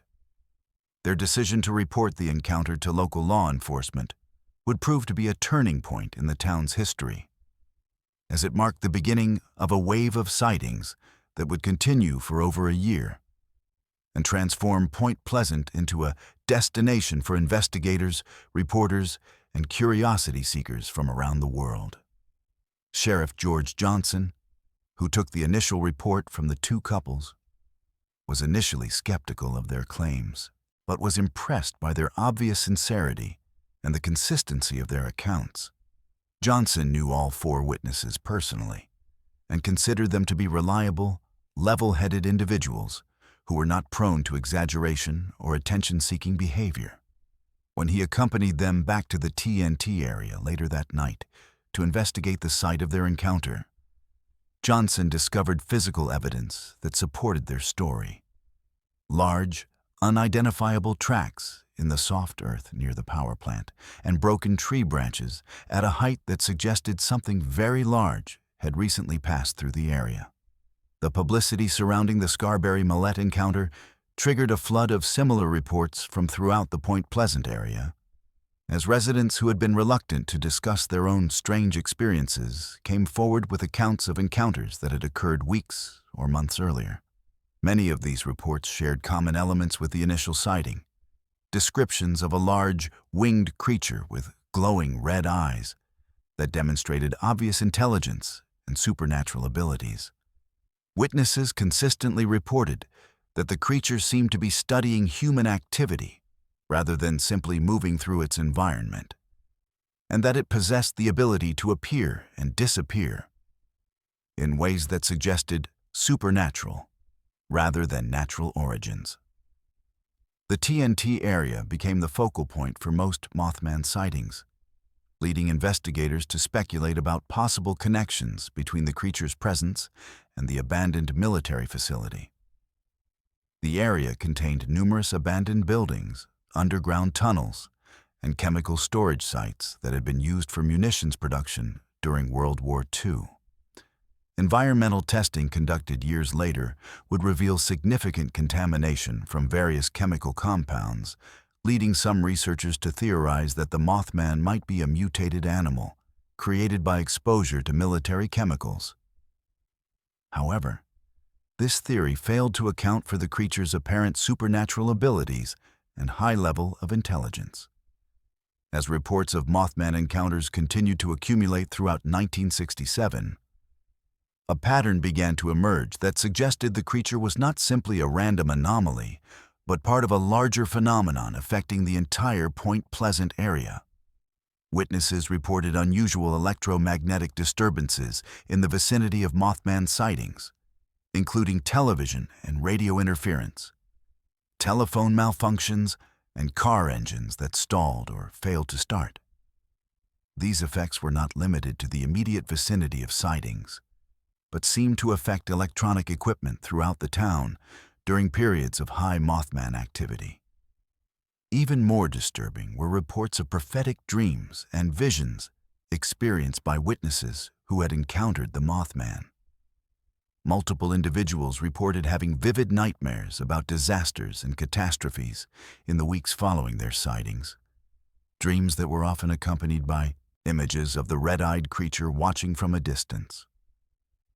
Some witnesses reported receiving telepathic messages that they believed originated from the Mothman, messages that often contained warnings about future events or cryptic references to danger facing the community.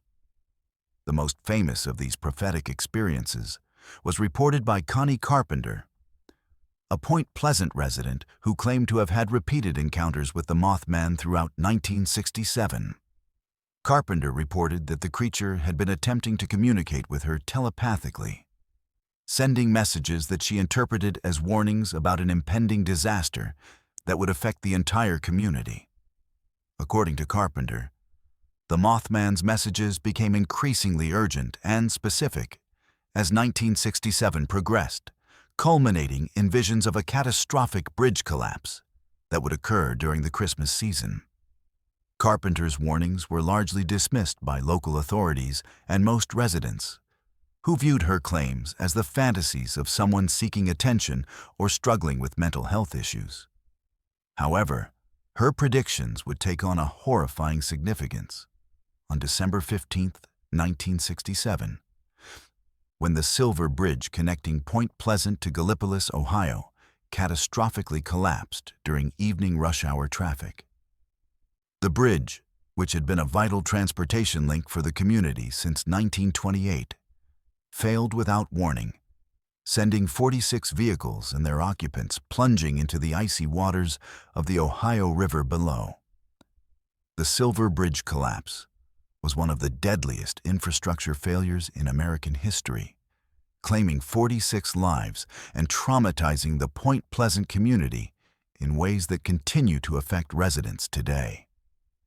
The official investigation determined that the collapse was caused by the failure of a single eye-bar in the bridge's suspension system, a failure that created a chain reaction that brought down the entire structure in less than a minute. However, the timing of the collapse, coming at the height of the Mothman phenomenon and just weeks after Connie Carpenter's specific warnings about a bridge disaster, convinced many residents that the creature had been trying to warn them about the impending tragedy. In the immediate aftermath of the Silver Bridge collapse, Mothman sightings in the Point Pleasant area dropped dramatically, leading to speculation that the creature's presence had been somehow connected to the impending disaster.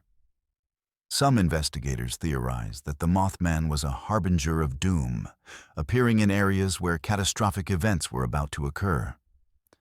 Others suggested that the creature might have been trying to prevent the disaster by warning susceptible individuals like Connie Carpenter, but had been unable to communicate its message effectively enough to prevent the tragedy.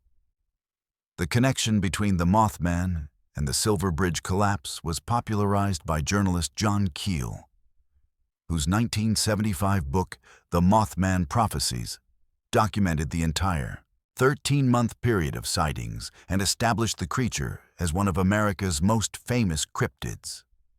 Keel's investigation revealed patterns in the Mothman encounters that suggested the creature possessed not only supernatural abilities, but also some form of precognitive knowledge about future events.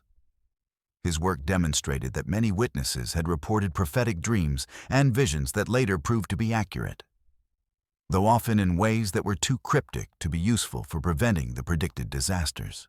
Modern investigators who have studied the Mothman phenomenon using contemporary research methods have been unable to provide definitive explanations for the encounters that occurred in Point Pleasant between 1966 and 1967.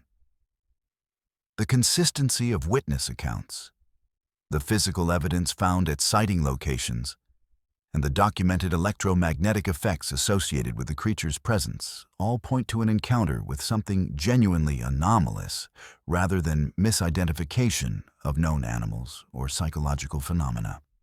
The legacy of the Mothman continues to influence Point Pleasant today, with the town embracing its connection to the creature through festivals, statues, and tourism promotions that draw thousands of visitors annually. However, for older residents who lived through the original encounters and the Silver Bridge collapse, the Mothman remains a source of genuine unease and continued mystery. Many residents report ongoing sightings of the creature, though these encounters are typically much briefer and less dramatic than the original 1966 to 1967 wave. The Mothman of Point Pleasant represents one of the most thoroughly documented examples of how the Appalachian Mountains can serve as a stage for encounters with forces that exist beyond our current understanding of the natural world. The creature's apparent ability to predict future disasters, its supernatural physical capabilities, and its obvious intelligence suggest that the ancient mountains and valleys of West Virginia may be home to entities that operate according to laws of physics and consciousness that science has yet to comprehend. For the residents of Point Pleasant, the Mothman serves as a permanent reminder that their community sits at the intersection of the known and unknown worlds, where the familiar landscape of coal mines and river valleys can suddenly become the domain of creatures that challenge everything we think we know about the nature of reality itself.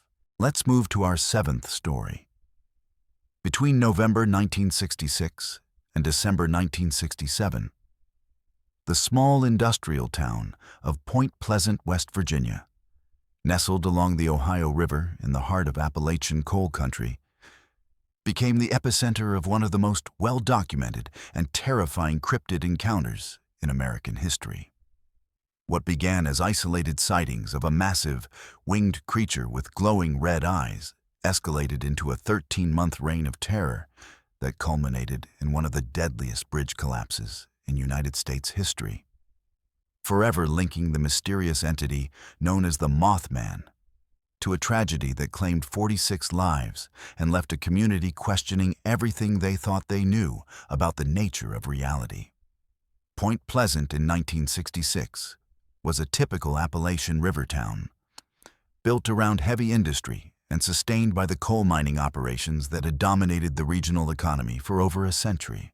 The town's population of approximately 6,000 residents was largely composed of working-class families whose lives revolved around the chemical plants, coal processing facilities, and transportation infrastructure that lined the Ohio River.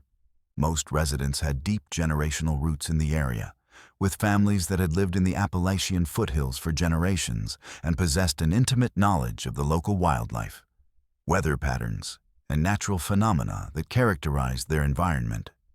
The first recorded encounter with the creature that would become known as the Mothman occurred on November 12, 1966, when 5 men working in a cemetery near Clendon in West Virginia, approximately 20 miles from Point Pleasant, reported seeing a large, winged figure rise from the trees and fly directly overhead. The witnesses described the creature as being roughly human in shape, but much larger, with a wingspan that appeared to exceed 10 feet and the ability to fly without any visible means of propulsion. Most disturbing of all, the creature appeared to be watching them deliberately, circling overhead for several minutes before disappearing into the darkness. 3 days later, on November 15th, the Mothman made its most famous appearance in an encounter that would establish the parameters for all subsequent sightings and demonstrate the creature's apparently supernatural abilities. 2 young couples, Roger and Linda Scarberry, and Steve and Mary Mallette, were driving through the abandoned West Virginia Ordnance Works, a sprawling complex of deteriorating military buildings and chemical storage facilities that had been used for munitions production during World War II. The area, known locally as the TNT area, had been largely abandoned since the war's end, but remained a popular destination for young people seeking privacy and adventure. At approximately 11:30 p.m., as the couples drove slowly through the industrial ruins, their headlights illuminated what they initially thought was a large animal standing near an abandoned power plant. But as their vision adjusted and they got a clearer view of what was ahead of them, they realized they were looking at something that defied every category of known wildlife. The creature stood between 6 and 7 feet tall when upright, but its most striking features were its enormous wings, which appeared to be folded against its body and its eyes. 2 large hypnotic red orbs that seemed to glow with their own internal light. As the terrified couples watched, the creature unfolded its wings to reveal a wingspan that they estimated at between 10 and 15 feet. The wings appeared to be membranous, similar to those of a bat, but much larger and more substantial than any natural creature could possess. Most unnervingly, the creature seemed to be watching them with obvious intelligence, tilting its head in a way that suggested curiosity rather than simple animal awareness. When Roger Scarberry accelerated the car and attempted to leave the area, the creature took flight and began pursuing their vehicle with a speed and agility that should have been impossible for any known flying animal. The pursuit that followed would become one of the most documented aspects of the Mothman phenomenon, and would establish the creature's reputation for supernatural speed and persistence. As the car reached speeds of over 100 miles per hour on the winding country roads leading back to Point Pleasant, the creature not only kept pace, but appeared to be flying effortlessly alongside and above the vehicle. The witnesses reported that the Mothman never appeared to flap its wings during the pursuit, instead gliding through the air with a fluid motion that suggested some form of propulsion that didn't conform to the normal laws of aerodynamics. Most disturbing of all, the creature seemed to anticipate the car's movements, taking shortcuts through the air that allowed it to stay ahead of the vehicle, even when the driver changed direction or attempted evasive maneuvers. The pursuit continued for several miles, with the creature maintaining its position relative to the car regardless of speed or direction changes. The witnesses reported that the creature's red eyes remained fixed on them throughout the encounter, creating an overwhelming sense that they were being studied rather than simply chased. When the couples finally reached the town limits of Point Pleasant, the creature broke off its pursuit and disappeared into the darkness, leaving behind 4 badly shaken witnesses who struggled to make sense of what they had experienced. Their decision to report the encounter to local law enforcement would prove to be a turning point in the town's history, as it marked the beginning of a wave of sightings that would continue for over a year and transform Point Pleasant into a destination for investigators, reporters, and curiosity seekers from around the world. Sheriff George Johnson, who took the initial report from the 2 couples, was initially skeptical of their claims, but was impressed by their obvious sincerity and the consistency of their accounts. Johnson knew all 4 witnesses personally and considered them to be reliable, level-headed individuals who were not prone to exaggeration or attention-seeking behavior. When he accompanied them back to the TNT area later that night to investigate the site of their encounter, Johnson discovered physical evidence that supported their story. Large, unidentifiable tracks in the soft earth near the power plant and broken tree branches at a height that suggested something very large had recently passed through the area. The publicity surrounding the Scarberry-Millette encounter triggered a flood of similar reports from throughout the Point Pleasant area, as residents who had been reluctant to discuss their own strange experiences came forward with accounts of encounters that had occurred weeks or months earlier. Many of these reports shared common elements with the initial sighting. descriptions of a large, winged creature with glowing red eyes that demonstrated obvious intelligence and supernatural abilities. Witnesses consistently reported that the creature seemed to be studying human activity rather than simply moving through its environment, and that it possessed the ability to appear and disappear in ways that suggested supernatural rather than natural origins. The TNT area became the focal point for most Mothman sightings, leading investigators to speculate about possible connections between the creature's presence and the abandoned military facility. The area contained numerous abandoned buildings, underground tunnels, and chemical storage sites that had been used for munitions production during World War II. Environmental testing conducted years later would reveal significant contamination from various chemical compounds, leading some researchers to theorize that the Mothman might be a mutated animal created by exposure to military chemicals. However, this theory failed to account for the creature's apparent supernatural abilities and high level of intelligence. As reports of Mothman encounters continued to accumulate throughout 1967, a pattern began to emerge that suggested the creature was not simply a random anomaly, but part of a larger phenomenon affecting the entire Point Pleasant area. Witnesses reported unusual electromagnetic disturbances in the vicinity of Mothman sightings, including television and radio interference, telephone malfunctions, and car engines that stalled or failed to start. These effects were not limited to the immediate vicinity of sightings, but seemed to affect electronic equipment throughout the town during periods of high Mothman activity. Even more disturbing were reports of prophetic dreams and visions experienced by witnesses who had encountered the Mothman. Multiple individuals reported having vivid nightmares about disasters and catastrophes in the weeks following their sightings, dreams that were often accompanied by images of the red-eyed creature watching from a distance. Some witnesses reported receiving telepathic messages that they believed originated from the Mothman, messages that often contained warnings about future events or cryptic references to danger facing the community. The most famous of these prophetic experiences was reported by Connie Carpenter, a Point Pleasant resident who claimed to have had repeated encounters with the Mothman throughout 1967. Carpenter reported that the creature had been attempting to communicate with her telepathically, sending messages that she interpreted as warnings about an impending disaster that would affect the entire community.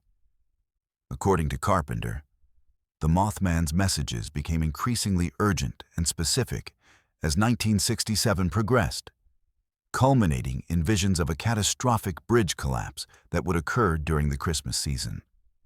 Carpenter's warnings were largely dismissed by local authorities and most residents, who viewed her claims as the fantasies of someone seeking attention or struggling with mental health issues. However, her predictions would take on a horrifying significance on December 15, 1967. When the Silver Bridge connecting Point Pleasant to Gallipolis, Ohio, catastrophically collapsed during evening rush hour traffic. The bridge, which had been a vital transportation link for the community since 1928, failed without warning, sending 46 vehicles and their occupants plunging into the icy waters of the Ohio River below.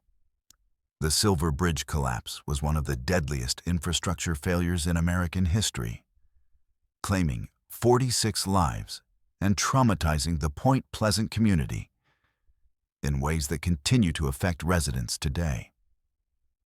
The official investigation determined that the collapse was caused by the failure of a single eye-bar in the bridge's suspension system, a failure that created a chain reaction that brought down the entire structure in less than a minute.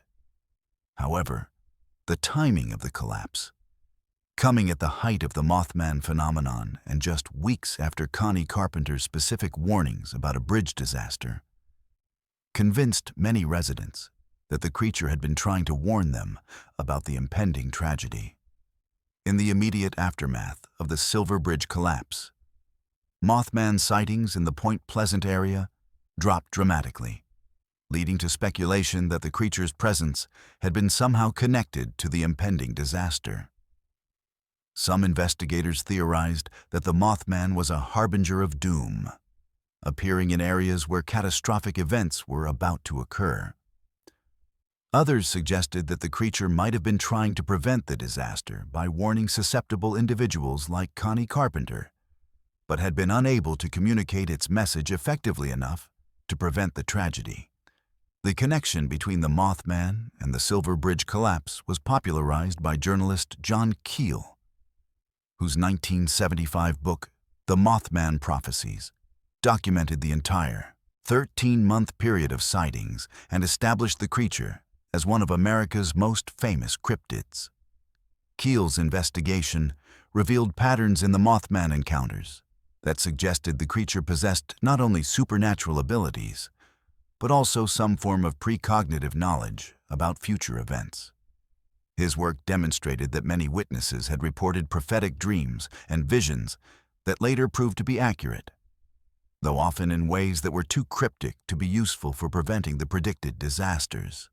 Modern investigators who have studied the Mothman phenomenon using contemporary research methods have been unable to provide definitive explanations for the encounters that occurred in Point Pleasant between 1966 and 1967.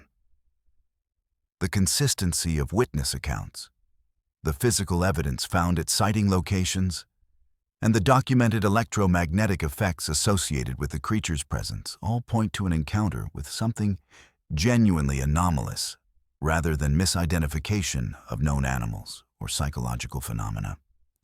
The legacy of the Mothman continues to influence Point Pleasant today, with the town embracing its connection to the creature through festivals, statues, and tourism promotions that draw thousands of visitors annually. However, for older residents who lived through the original encounters and the Silver Bridge collapse, the Mothman remains a source of genuine unease and continued mystery. Many residents report ongoing sightings of the creature, though these encounters are typically much briefer and less dramatic than the original 1966 to 1967 wave. The Mothman of Point Pleasant represents one of the most thoroughly documented examples of how the Appalachian Mountains can serve as a stage for encounters with forces that exist beyond our current understanding of the natural world.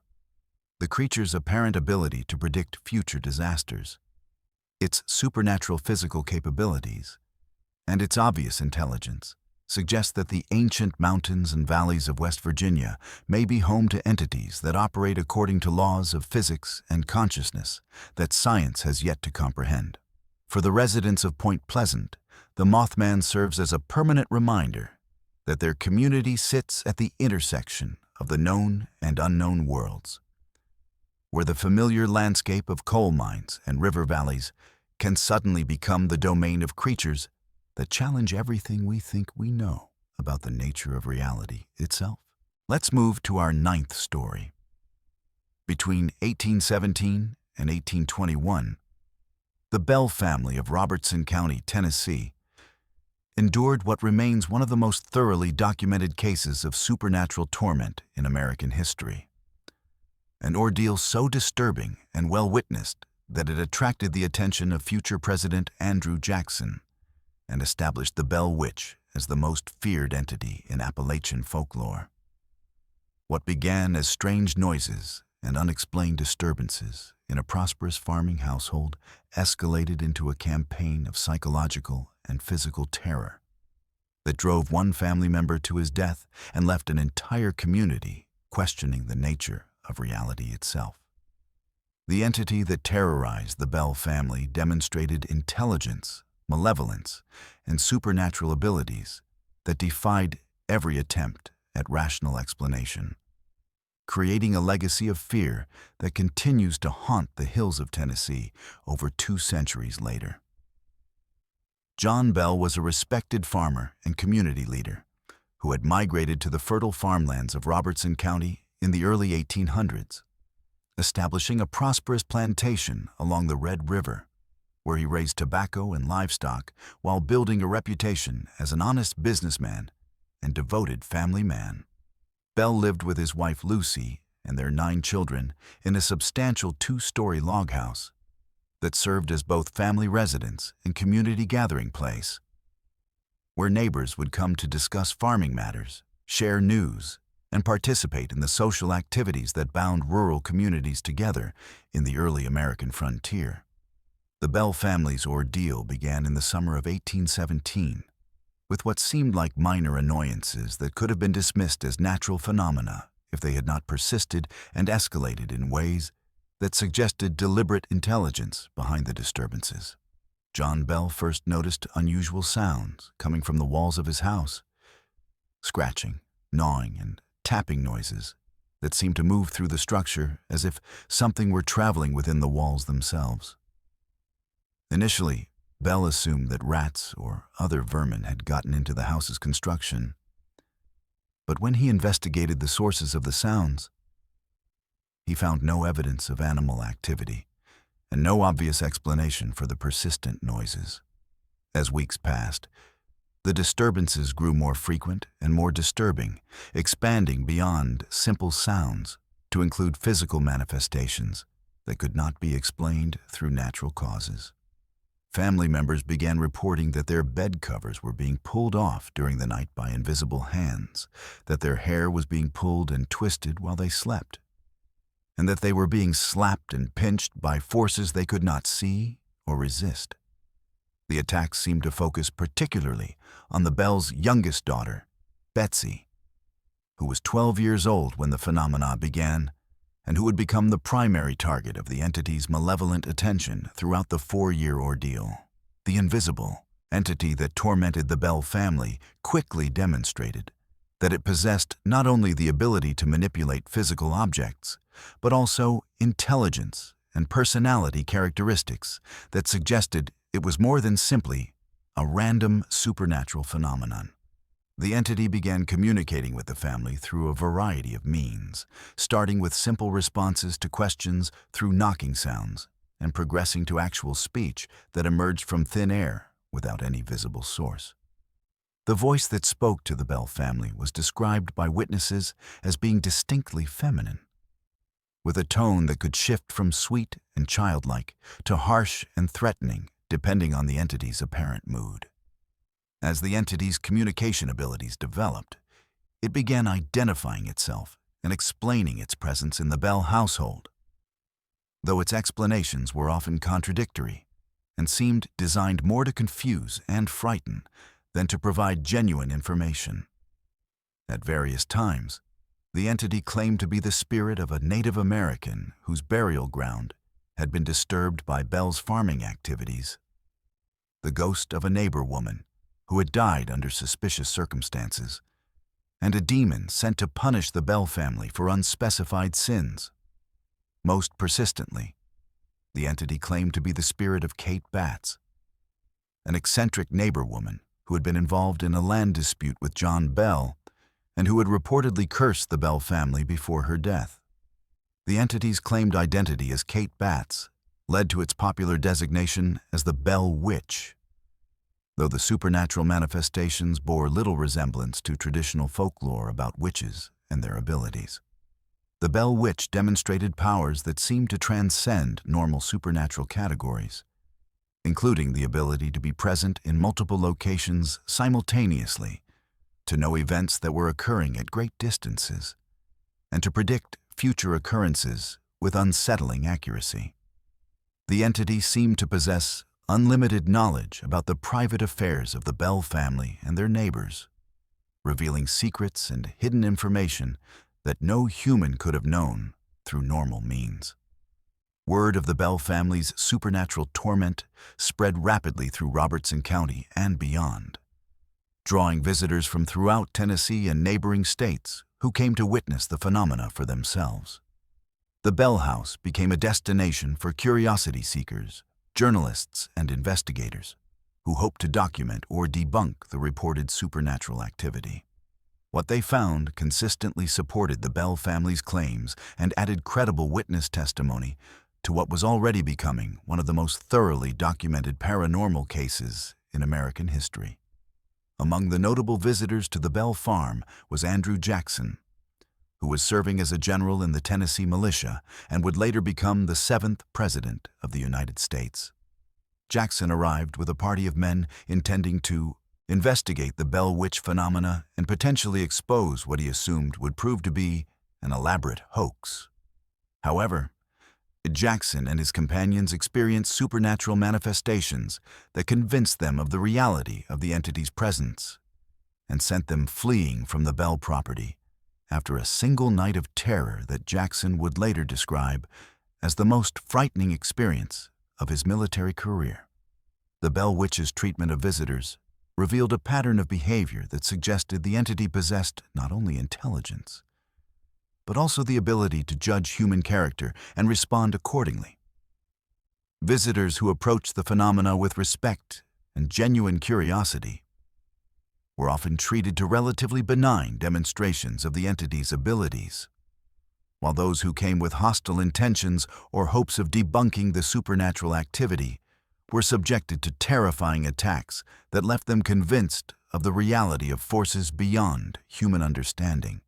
The entity's interactions with the Bell family members also followed patterns that suggested deliberate psychological manipulation designed to create maximum distress and disruption to normal family life.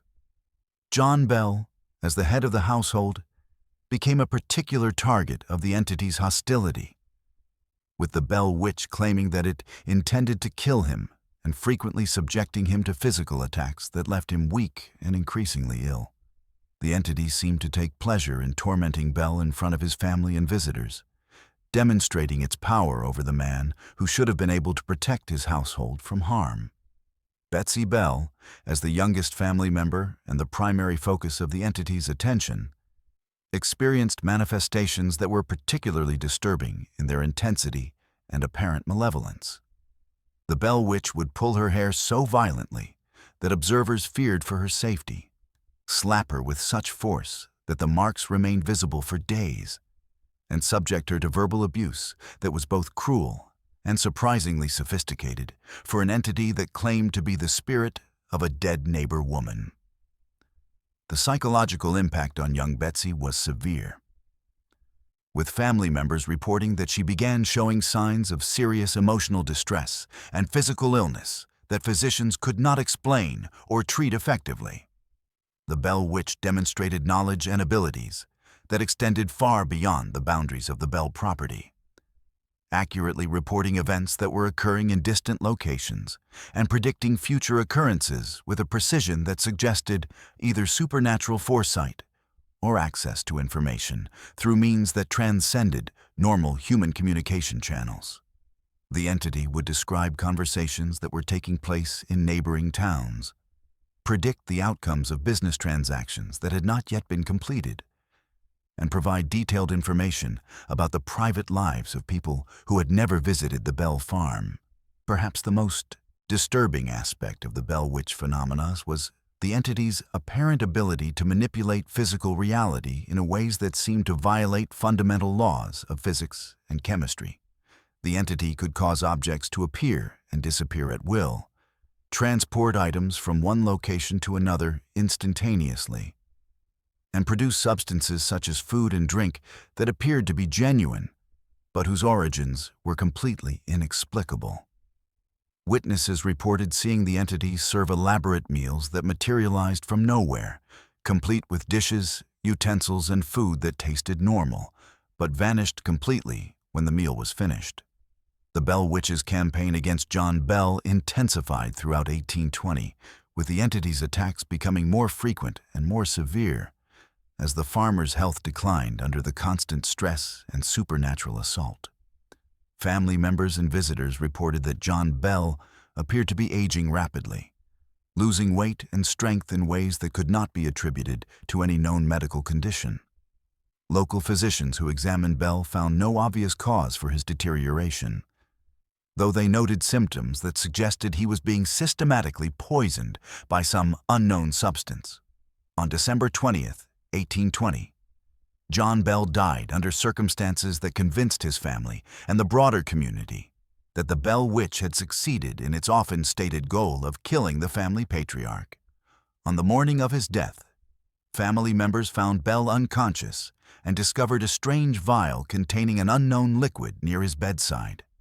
When they questioned the Bell Witch about the vial's contents, the entity laughingly claimed responsibility for Bell's condition and boasted that it had poisoned him with a substance that no human physician could identify or counteract. When a family member tested the liquid by giving a small amount to the family cat, the animal died instantly, confirming the deadly nature of the substance.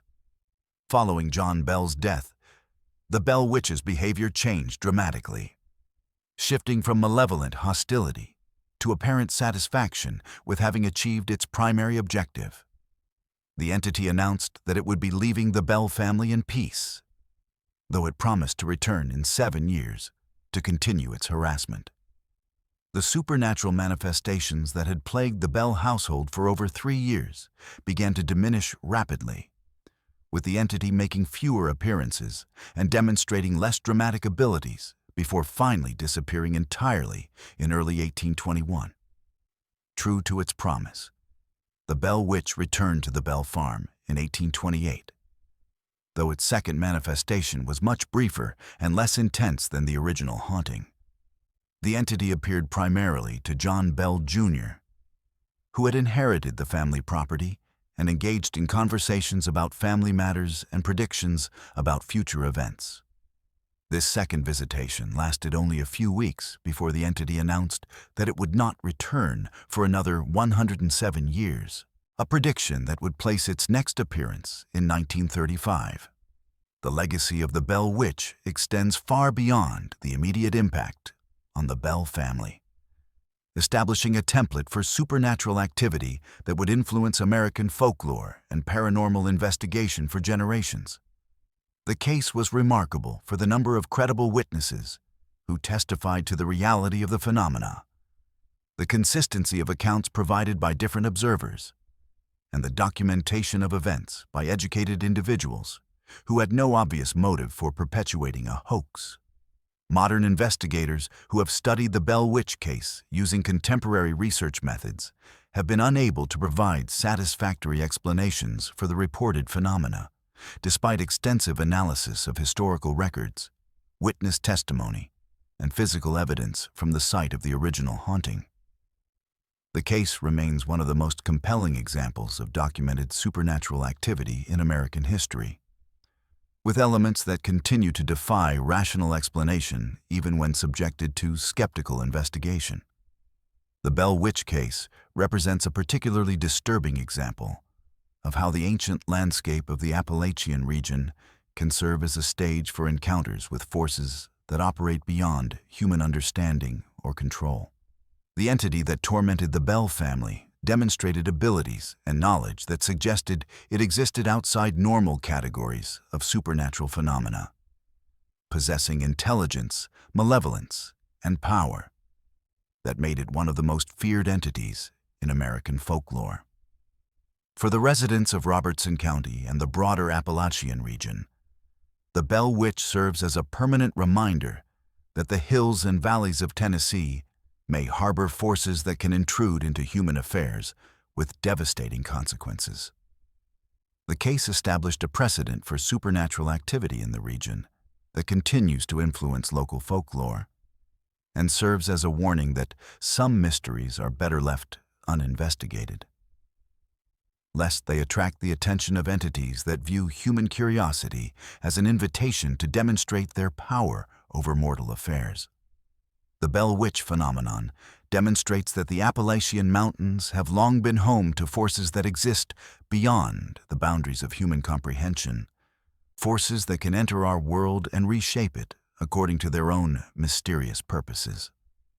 For those who understand the deeper patterns of supernatural activity in the region, the Bell Witch represents not an isolated historical curiosity, but a glimpse into the true nature of the ancient powers that continue to inhabit the hills and hollows of the Appalachian wilderness, waiting for opportunities to remind humanity that we are not alone in this world, and that some neighbors are far more dangerous than others. Let's move to our 10th story. For over a century, the coal mining regions of Kentucky and West Virginia have been plagued by industrial disasters that claimed thousands of lives. But beneath the official statistics and corporate investigations lies a disturbing pattern of unexplained deaths, systematic cover-ups, and evidence that suggests some of the mining tragedies in the Appalachian Mountains were not simply accidents, but the result of deliberate negligence, corporate conspiracy, and encounters with forces deep underground that the mining companies have worked desperately to conceal from public scrutiny. The coal industry's stranglehold on Appalachian communities has enabled a culture of silence and intimidation that has allowed mining deaths to be systematically misrepresented, families to be denied justice, and evidence of supernatural encounters in the deepest mine shafts to be buried along with the miners who experience them. The coal mining industry came to dominate the Appalachian region in the late 1800s, transforming isolated mountain communities into company towns, where every aspect of life was controlled by mining corporations that viewed human workers as expendable resources to be consumed in the pursuit of profit.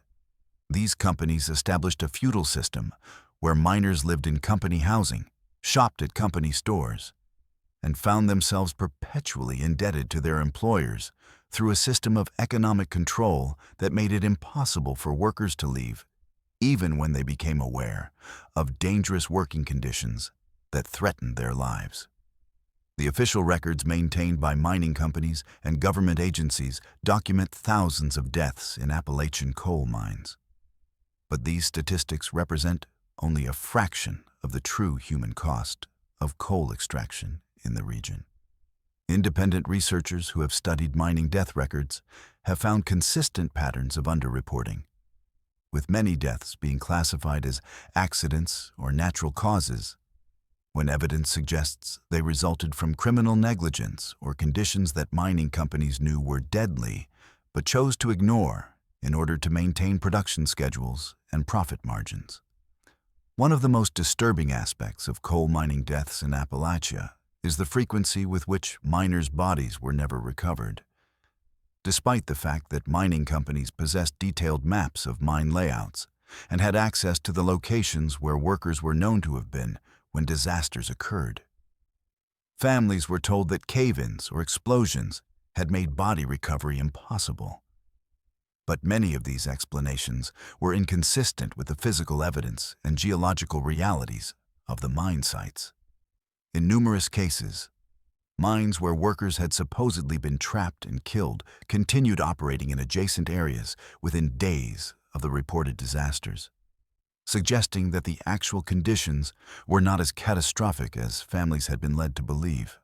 The mining companies' control over local law enforcement, medical examiners, and government officials enabled systematic cover-ups of mining deaths that might have attracted unwanted attention or legal liability. County coroners who were financially dependent on mining company support routinely issued death certificates that attributed mining fatalities to natural causes or unpreventable accidents, even when evidence clearly indicated negligence or safety violations. Local newspapers, which relied on mining company advertising revenue, rarely investigated suspicious mining deaths or challenged official explanations that defied common sense. Miners who survived unexplained incidents in the deeper shafts of Appalachian coal mines frequently reported encounters that their employers were eager to suppress and that the miners themselves were reluctant to discuss publicly due to fear of losing their jobs or being dismissed as mentally unstable. These accounts consistently described experiences in the deepest mining areas, where workers encountered sounds, sights, and phenomena that could not be explained through normal industrial activity or geological processes. Miners reported hearing voices calling from areas of mines where no other workers were present, seeing lights moving through abandoned shafts that had been sealed for decades, and feeling the presence of something watching them from the darkness beyond their headlamp's reach. The most disturbing reports from coal miners involved encounters with entities or presences that seemed to inhabit the deepest areas of the mines, particularly in sections where mining operations had broken through into natural cave systems or underground waterways that had existed in the Appalachian Mountains for millions of years. Miners working in these areas described feeling observed by intelligences that seemed ancient and malevolent. Entities that resented the human intrusion into their underground domain, and that possessed the ability to cause equipment failures, structural collapses, and other disasters that would be attributed to natural causes by investigators who never ventured into the affected areas. Multiple mining disasters in the region followed patterns that suggested they were not random accidents, but deliberate actions taken by forces that wanted to prevent further human penetration into specific underground areas. Mines that had been operating safely for years would suddenly experience catastrophic failures immediately after breaking through into previously unexplored cave systems or reaching depths that had never before been accessed by human activity. These disasters often occurred in ways that trapped or killed the miners who had been working in the newly opened areas, while leaving workers in other parts of the mine unharmed, as if something was selectively targeting those who had penetrated too deeply into forbidden territory. The environmental devastation caused by coal mining in Appalachia has created conditions that may have awakened or disturbed entities that had been dormant in the deep underground systems of the region. Strip mining operations that remove entire mountaintops, expose underground waterways and cave systems that had been sealed for millennia, while deep shaft mining penetrates geological formations that have been undisturbed since the mountains were formed. Miners and environmental activists have reported that areas subjected to intensive mining activity experience increases in unexplained phenomena, including strange sounds emanating from abandoned mine shafts, unusual electromagnetic activity that interferes with electronic equipment, and sightings of lights and figures moving through areas where no human activity should be occurring. The mining company's response to reports of supernatural activity in their operations has been to systematically suppress any information that might suggest their workers are encountering unexplained dangers in the mines. Workers who report unusual experiences are often transferred to surface operations, subjected to psychological evaluations that question their mental stability, or terminated on pretexts that prevent them from discussing their underground encounters. Mining company security personnel have been known to confiscate cameras and recording equipment from miners who attempted to document unusual phenomena, and written reports of strange incidents are routinely destroyed or classified in ways that prevent their disclosure to families, investigators, or government agencies.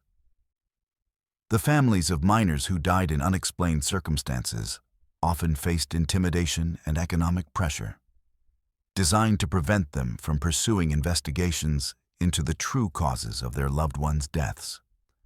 Mining companies would offer small financial settlements that required families to sign non-disclosure agreements, preventing them from discussing the circumstances of mining deaths or pursuing legal action against the companies. Families who refused these settlements often found themselves blacklisted from employment in the mining industry, evicted from company housing, and subjected to harassment that made it impossible for them to remain in their communities.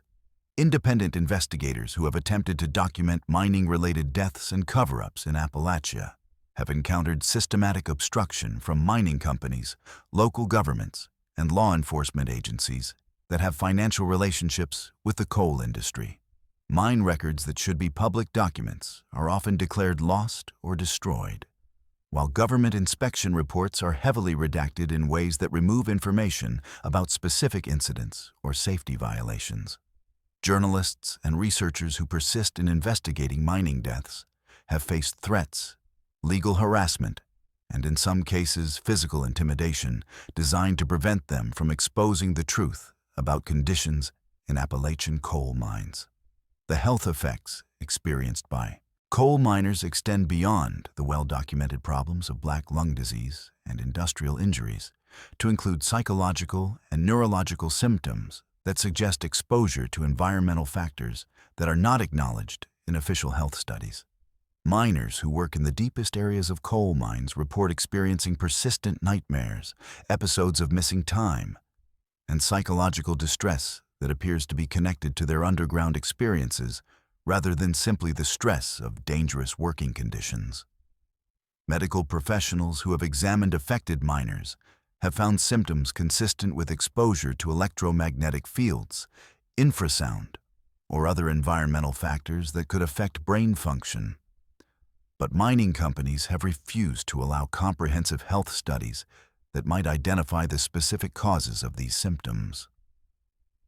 The generational impact of coal mining deaths and cover-ups on Appalachian families has created a culture of fear and resignation that enables the continued exploitation of mining communities by corporate interests that view human life as an acceptable cost of coal extraction.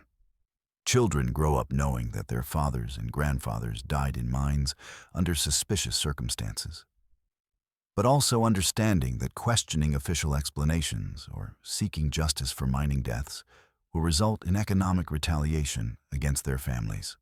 This atmosphere of intimidation has prevented the formation of effective advocacy groups or legal challenges that might force mining companies to acknowledge the true human cost of their operations. The environmental legacy of coal mining in Appalachia includes not only the obvious devastation of strip mining and mountaintop removal, but also the contamination of underground water systems and the disruption of geological formations that may have served as barriers preventing the release of natural forces that are better left undisturbed. Environmental scientists who have studied the long-term effects of coal mining have found evidence of chemical contamination, radioactive materials, and geological instability that may persist for centuries after mining operations cease, creating ongoing dangers for communities that continue to live in areas affected by coal extraction. The connection between coal mining activities and increased reports of supernatural phenomena in affected areas suggests that the industrial-scale disruption of ancient geological formations may have consequences that extend beyond environmental and health impacts, to include encounters with forces that have been sealed underground for geological ages. Local folklore from coal mining regions consistently includes stories about entities that emerge from abandoned mines, lights that move through areas where mining operations have disturbed the earth, and sounds that emanate from the ground in areas where deep mining has occurred. The decline of the coal industry in recent decades has not ended the suffering of Appalachian mining communities, as abandoned mines continue to pose environmental and safety hazards, while the economic devastation caused by mine closures has left entire communities without viable employment alternatives. Abandoned mine shafts and processing facilities have become sources of ongoing contamination and safety hazards. While the mining companies that created these problems have often declared bankruptcy or reorganized in ways that allow them to avoid responsibility for cleanup and remediation costs. The legacy of coal mining deaths and cover-ups in Appalachia represents one of the most shameful chapters in American industrial history, demonstrating how corporate power can be used to systematically exploit and endanger human life while suppressing evidence of the true costs of industrial activity. The mining company's ability to control information, intimidate witnesses, and avoid accountability for mining deaths has created a culture of impunity that continues to affect Appalachian communities even as the coal industry declines. For the families who lost loved ones in suspicious mining incidents, the cover-ups and intimidation tactics employed by mining companies have created a form of ongoing trauma that extends across generations, as children and grandchildren continue to seek answers about deaths that were systematically misrepresented and concealed. The environmental and health impacts of coal mining will persist in Appalachian communities for decades to come. While the supernatural phenomena reported in connection with mining activities continue to affect residents who live near abandoned mine sites and areas where mining operations disturbed ancient underground systems, the coal mining industry's legacy in Appalachia serves as a warning about the consequences of allowing corporate interests to operate without effective oversight or accountability. particularly in isolated communities where economic dependence makes it difficult for residents to resist exploitation or demand justice for industrial crimes. The pattern of mining deaths, cover-ups, and environmental devastation that has characterized coal extraction in the region demonstrates how corporate power can be used to systematically victimize entire communities while suppressing evidence of the true human and environmental costs of industrial activity. The mysterious deaths and unexplained phenomena associated with coal mining in Appalachia suggest that the region's ancient mountains may harbor forces that are disturbed by industrial-scale disruption of geological formations that have remained stable for millions of years. The mining company's systematic suppression of information about supernatural encounters in their operations indicates that they may have been aware of dangers that extended beyond conventional industrial hazards, but chose to conceal this information rather than acknowledge risks that might have threatened their ability to continue extracting coal from areas where such encounters occurred. Let's move to our 11th story. Long before European colonists set foot in the Appalachian Mountains, the Cherokee people spoke in whispered tones of the Kituwa, the ancient ones they called the Moon-Eyed people.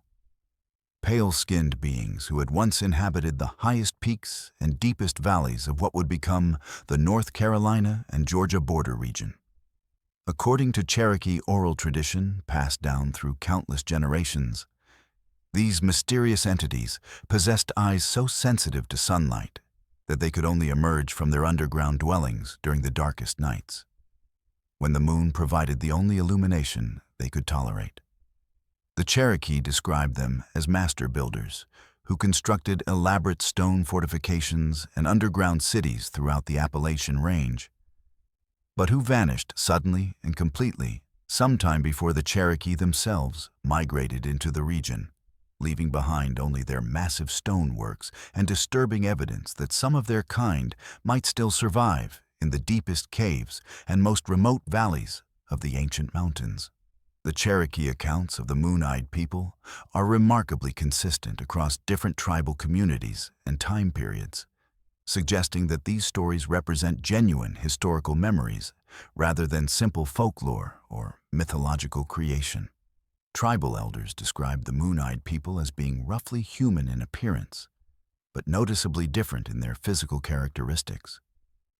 Taller than typical humans, with extremely pale skin that appeared almost translucent in moonlight, and most distinctively, large eyes that reflected light like those of nocturnal animals, but which could not function in bright daylight. The Cherokee emphasized that these beings were not spirits or supernatural entities, but physical creatures who lived, worked, and built structures that could still be seen and explored by anyone willing to venture into the most remote areas of the mountains. The stone structures attributed to the Moon-Eyed people represent some of the most puzzling archaeological anomalies in the southeastern United States, with construction techniques and architectural designs that do not match any known Native American building traditions or European colonial methods. These structures, scattered throughout the highest elevations of the North Carolina and Georgia mountains, include massive stone walls built without mortar, complex drainage systems carved directly into bedrock, and underground chambers accessed through narrow passages that seem designed for beings who preferred darkness and confined spaces to open-air living. The most extensively documented of these structures is located near Murphy, North Carolina, where a series of stone walls and terraced platforms cover several acres of mountainside terrain that would have required enormous labor and sophisticated engineering knowledge to construct. The walls are built from carefully fitted stones, some weighing several tons, that were quarried from locations miles away and transported to the construction site using methods that remain unexplained. The precision of the stonework rivals that found in ancient civilizations known for their masonry skills. Yet the structures show no evidence of having been built by any known historical culture that inhabited the region. Archaeological investigations of the Moon-Eyed people sites have been limited by their remote locations and the reluctance of academic institutions to seriously study structures that do not fit established theories about pre-Columbian American civilizations. However, the limited excavations that have been conducted have revealed artifacts and construction details that suggest the builders possessed technological knowledge that was far advanced compared to other cultures known to have existed in the region during the same time period. Stone tools found at the sites show evidence of metallurgical knowledge, with cutting edges that appear to have been enhanced using techniques that were not developed by European cultures until much later periods. The Cherokee oral traditions provide specific details about the Moon-Eyed people's way of life that offer insights into how these mysterious beings might have survived in the challenging Appalachian environment. According to tribal accounts, the Moon-Eyed people were primarily subterranean dwellers who had developed sophisticated methods for living underground, including the cultivation of food crops in artificial cave systems and the development of complex water management systems that allowed them to thrive in areas where surface water was scarce or unreliable. The Cherokee described elaborate underground cities where the Moon-Eyed people lived in communities that could support hundreds or thousands of individuals without requiring contact with the surface world. The Cherokee accounts also described the Moon-Eyed people as possessing knowledge and abilities that seemed almost supernatural to outside observers, though the tribal descriptions suggest these were natural capabilities that had been developed through generations of adaptation to their unique environment. The Moon-Eyed people were said to be able to move through underground passage systems that connected distant mountain peaks, allowing them to travel great distances without ever appearing on the surface, where they might be seen by other inhabitants of the region. They were also described as having developed methods for communicating across long distances using sound systems that utilize the natural acoustics of cave networks and underground water systems. The disappearance of the Moon-Eyed people from Cherokee oral tradition is described as having occurred suddenly and completely, with no gradual decline or obvious cause that would explain why an entire civilization would vanish from a region where they had apparently thrived for generations. Cherokee elders tell of a great battle that was fought between their ancestors and the Moon-Eyed people, but the details of this conflict are vague and contradictory, with some accounts suggesting that the Moon-Eyed people were driven away through warfare, while others imply that they retreated voluntarily into the deepest areas of the mountains, where they would be completely isolated from human contact. Modern Cherokee descendants, who maintain connections to traditional knowledge, often express reluctance to discuss the Moon-Eyed people in detail, suggesting that some aspects of their ancestors' encounters with these beings remain sensitive or dangerous topics that are not appropriate for casual discussion. Tribal members who are willing to share information about the Moon-Eyed people often emphasize that their ancestors believed some of these beings might still survive in the most remote areas of the mountains, and about living in underground communities that have remained hidden from human contact for centuries. The geographical distribution of sites attributed to the Moon-Eyed people corresponds closely to areas of the Appalachian Mountains that continue to be associated with unexplained phenomena and supernatural encounters in modern times. The highest concentration of Moon-Eyed people sites is found in the mountainous regions along the North Carolina-Georgia border, particularly in areas that are characterized by extensive cave systems, underground water networks, and geological formations that would provide ideal conditions for subterranean communities. These same areas are frequently reported as locations where modern hikers, hunters, and explorers encounter unusual lights, sounds, and phenomena that suggest the presence of intelligent beings who prefer to remain hidden from human observation. Local residents of Appalachian communities near known Moon-Eyed people sites often possess generational knowledge about areas that should be avoided or approached with caution, knowledge that is typically shared through family traditions rather than formal community discussions. These informal warnings often focus on specific cave systems, remote valleys, and high mountain areas where people have reported encountering pale figures, unusual lights, or unexplained sounds that might indicate the continued presence of beings who match the traditional descriptions of the Moon-Eyed People. The connection between Moon-Eyed People sites and modern unexplained phenomena has attracted the attention of researchers interested in cryptozoology and anomalous archaeology, though serious academic study of these connections has been limited by the controversial nature of the subject matter and the difficulty of obtaining reliable data from remote mountain locations. Independent researchers who have conducted investigations in areas associated with the Moon-Eyed People report finding evidence that suggests some of the underground structures attributed to these beings may still be in use, including signs of recent maintenance, artificial lighting systems, and indications that the cave networks are being actively monitored by beings who do not want their presence discovered.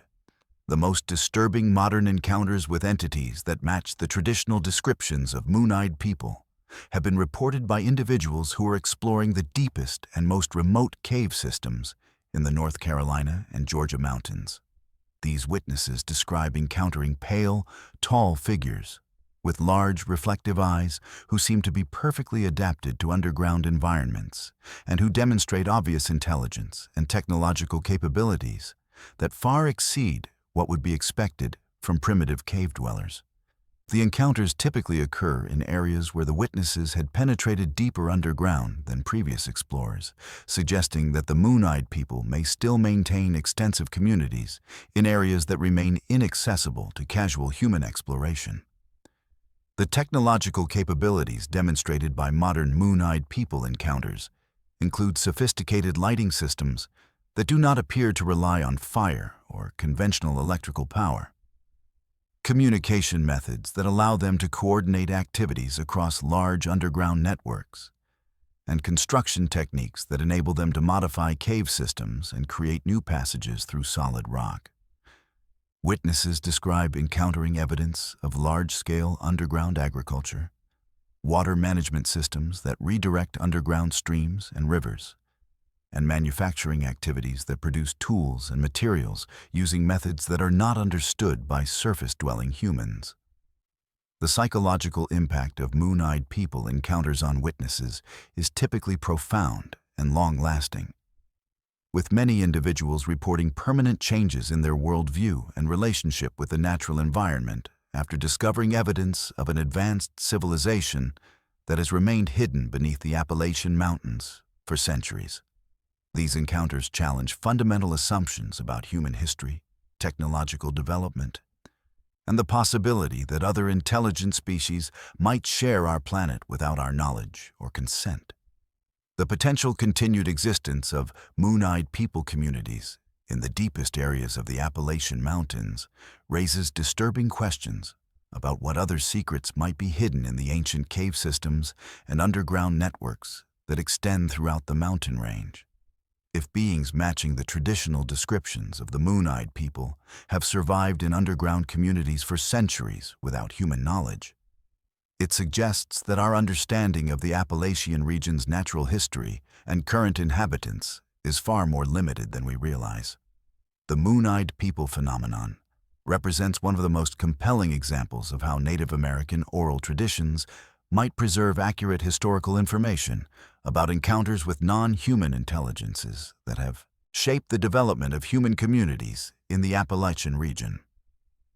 The Cherokee accounts of these beings provide detailed descriptions of their physical characteristics, technological capabilities, and social organization that are consistent with modern reports of encounters with similar entities, suggesting that the oral traditions represent genuine historical memories rather than mythological stories. The stone structures and archaeological evidence associated with the Moon-Eyed People continue to challenge conventional understanding of pre-Columbian American civilizations and suggest that the technological and social development of ancient American cultures may have been far more advanced and complex than mainstream archaeology acknowledges. The engineering sophistication demonstrated in Moon-Eyed People construction projects indicates knowledge of metallurgy, mathematics, and architectural principles that were supposedly unknown in the Americas until European contact. The environmental impact of potential moon-eyed people communities on the Appalachian ecosystem might explain some of the unusual characteristics of cave systems and underground water networks in areas where their sites are concentrated. If these beings have been actively managing underground environments for centuries, they may have created artificial ecosystems that support forms of life and geological processes that would not occur naturally, contributing to the unique characteristics that make the Appalachian region distinct from other mountain ranges. The secrecy and isolation that characterize potential modern moon-eyed people communities suggest that these beings have developed sophisticated methods for avoiding human contact while maintaining their traditional way of life in the changing environment of the modern Appalachian region. Their apparent success in remaining hidden for centuries while human populations and industrial activity have transformed the surface world indicates technological and social capabilities that far exceed what would be expected from primitive cave-dwelling communities.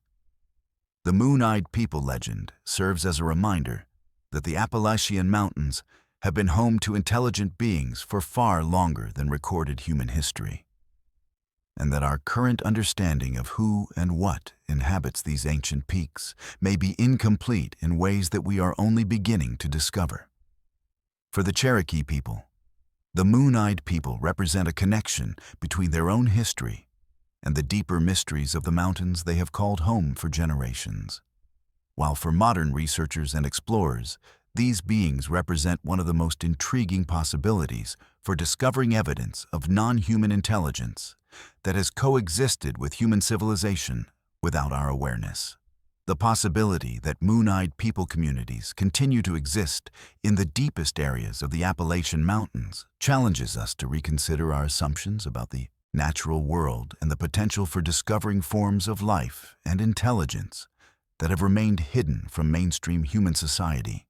Their story suggests that the ancient mountains of Appalachia may still harbor secrets that could revolutionize our understanding of human history, technological development, and the possibility that we share our world with intelligences that operate according to principles and priorities that we have yet to comprehend. As we conclude our journey through these 11 disturbing true stories from the Appalachian Mountains, remember that the ancient peaks and hollows we've explored tonight continue to guard their secrets jealously. If you found yourself captivated by these mysteries, hit that subscribe button and ring the notification bell to join the Verified Fears community, where we never stop digging deeper into the cases that others dare not touch. Drop a comment below telling me which of these 11 stories will haunt your dreams tonight. And remember, when you're out there in the wilderness, whether it's the Appalachian Trail or any remote location, always tell someone exactly where you're going and when you expect to return. The mountains have been claiming the unprepared for centuries, and in a world where cell service fails and GPS devices malfunction, your survival might depend on someone knowing where to look for you when you don't come home.